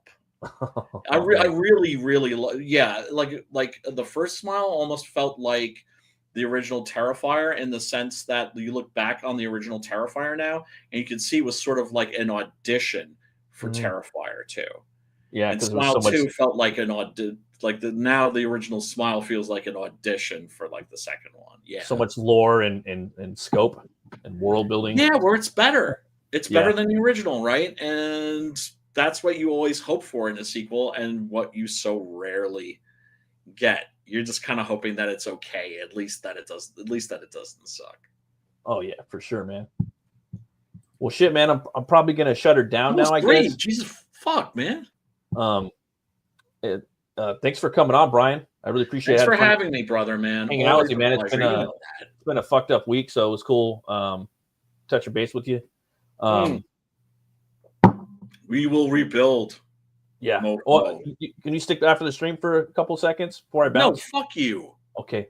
No, of course. Thanks everybody for watching. The 5 viewers that are still watching, I really appreciate you guys. You make this fun, and smack the like button. Where can people find you at, Brian? Oh, well, you can find me on the YouTubes at Brian Christgau. You can find me on the Twitters at Brian Christgau. You can find me on the Facebooks at Brian Christgau. Yeah, I'm even on fucking Blue Sky now. Oh, I'm keeping my mouth fucking shut in there. I'm just fucking posting I'm using that shit for fucking marketing. Yeah, I thought about that too. Like, damn, because there's comic book people in there probably. I mean, rolling deep deep in there, and a lot of comic book people are leftists, so it is what it is. We always have been. Like I said, I'm a leftist too. At least I was until the fucking what passes for the left went fucking nuts. Off the deep end. Before they went knucking futs and fucking lost their minds and got fucking TDS, and then it's like Invasion of the Body Snatchers. If you don't have TDS, they're coming for you. Yeah, seriously. But yeah, and I'm gonna get back to making to streaming and making videos and shit like that. I just need to reorganize. I just gotta fucking hit the reboot button. So that's what I'm in the process of doing now. But thank you so much for having me on, brother, man. It's always anytime, bro. Thanks for showing up and hanging out. It was awesome. Thanks for everybody in the chat that were hanging out except too. For Vaughn. Except for Vaughn, who fucked us over and didn't show up. Oh, thank you, man. Yeah, hell, we're hells. Yeah, it looks really good, man. I can't wait to read that. That's gonna be a lot of fun. Yeah, I hope I get to finish it and it works out. And thanks, guys. I really appreciate it. And good seeing you, Tank. And yeah, guys, always remember to be bold, be brave, and roll the bones to know your role. I'll see you guys later. Have a great night. Peace.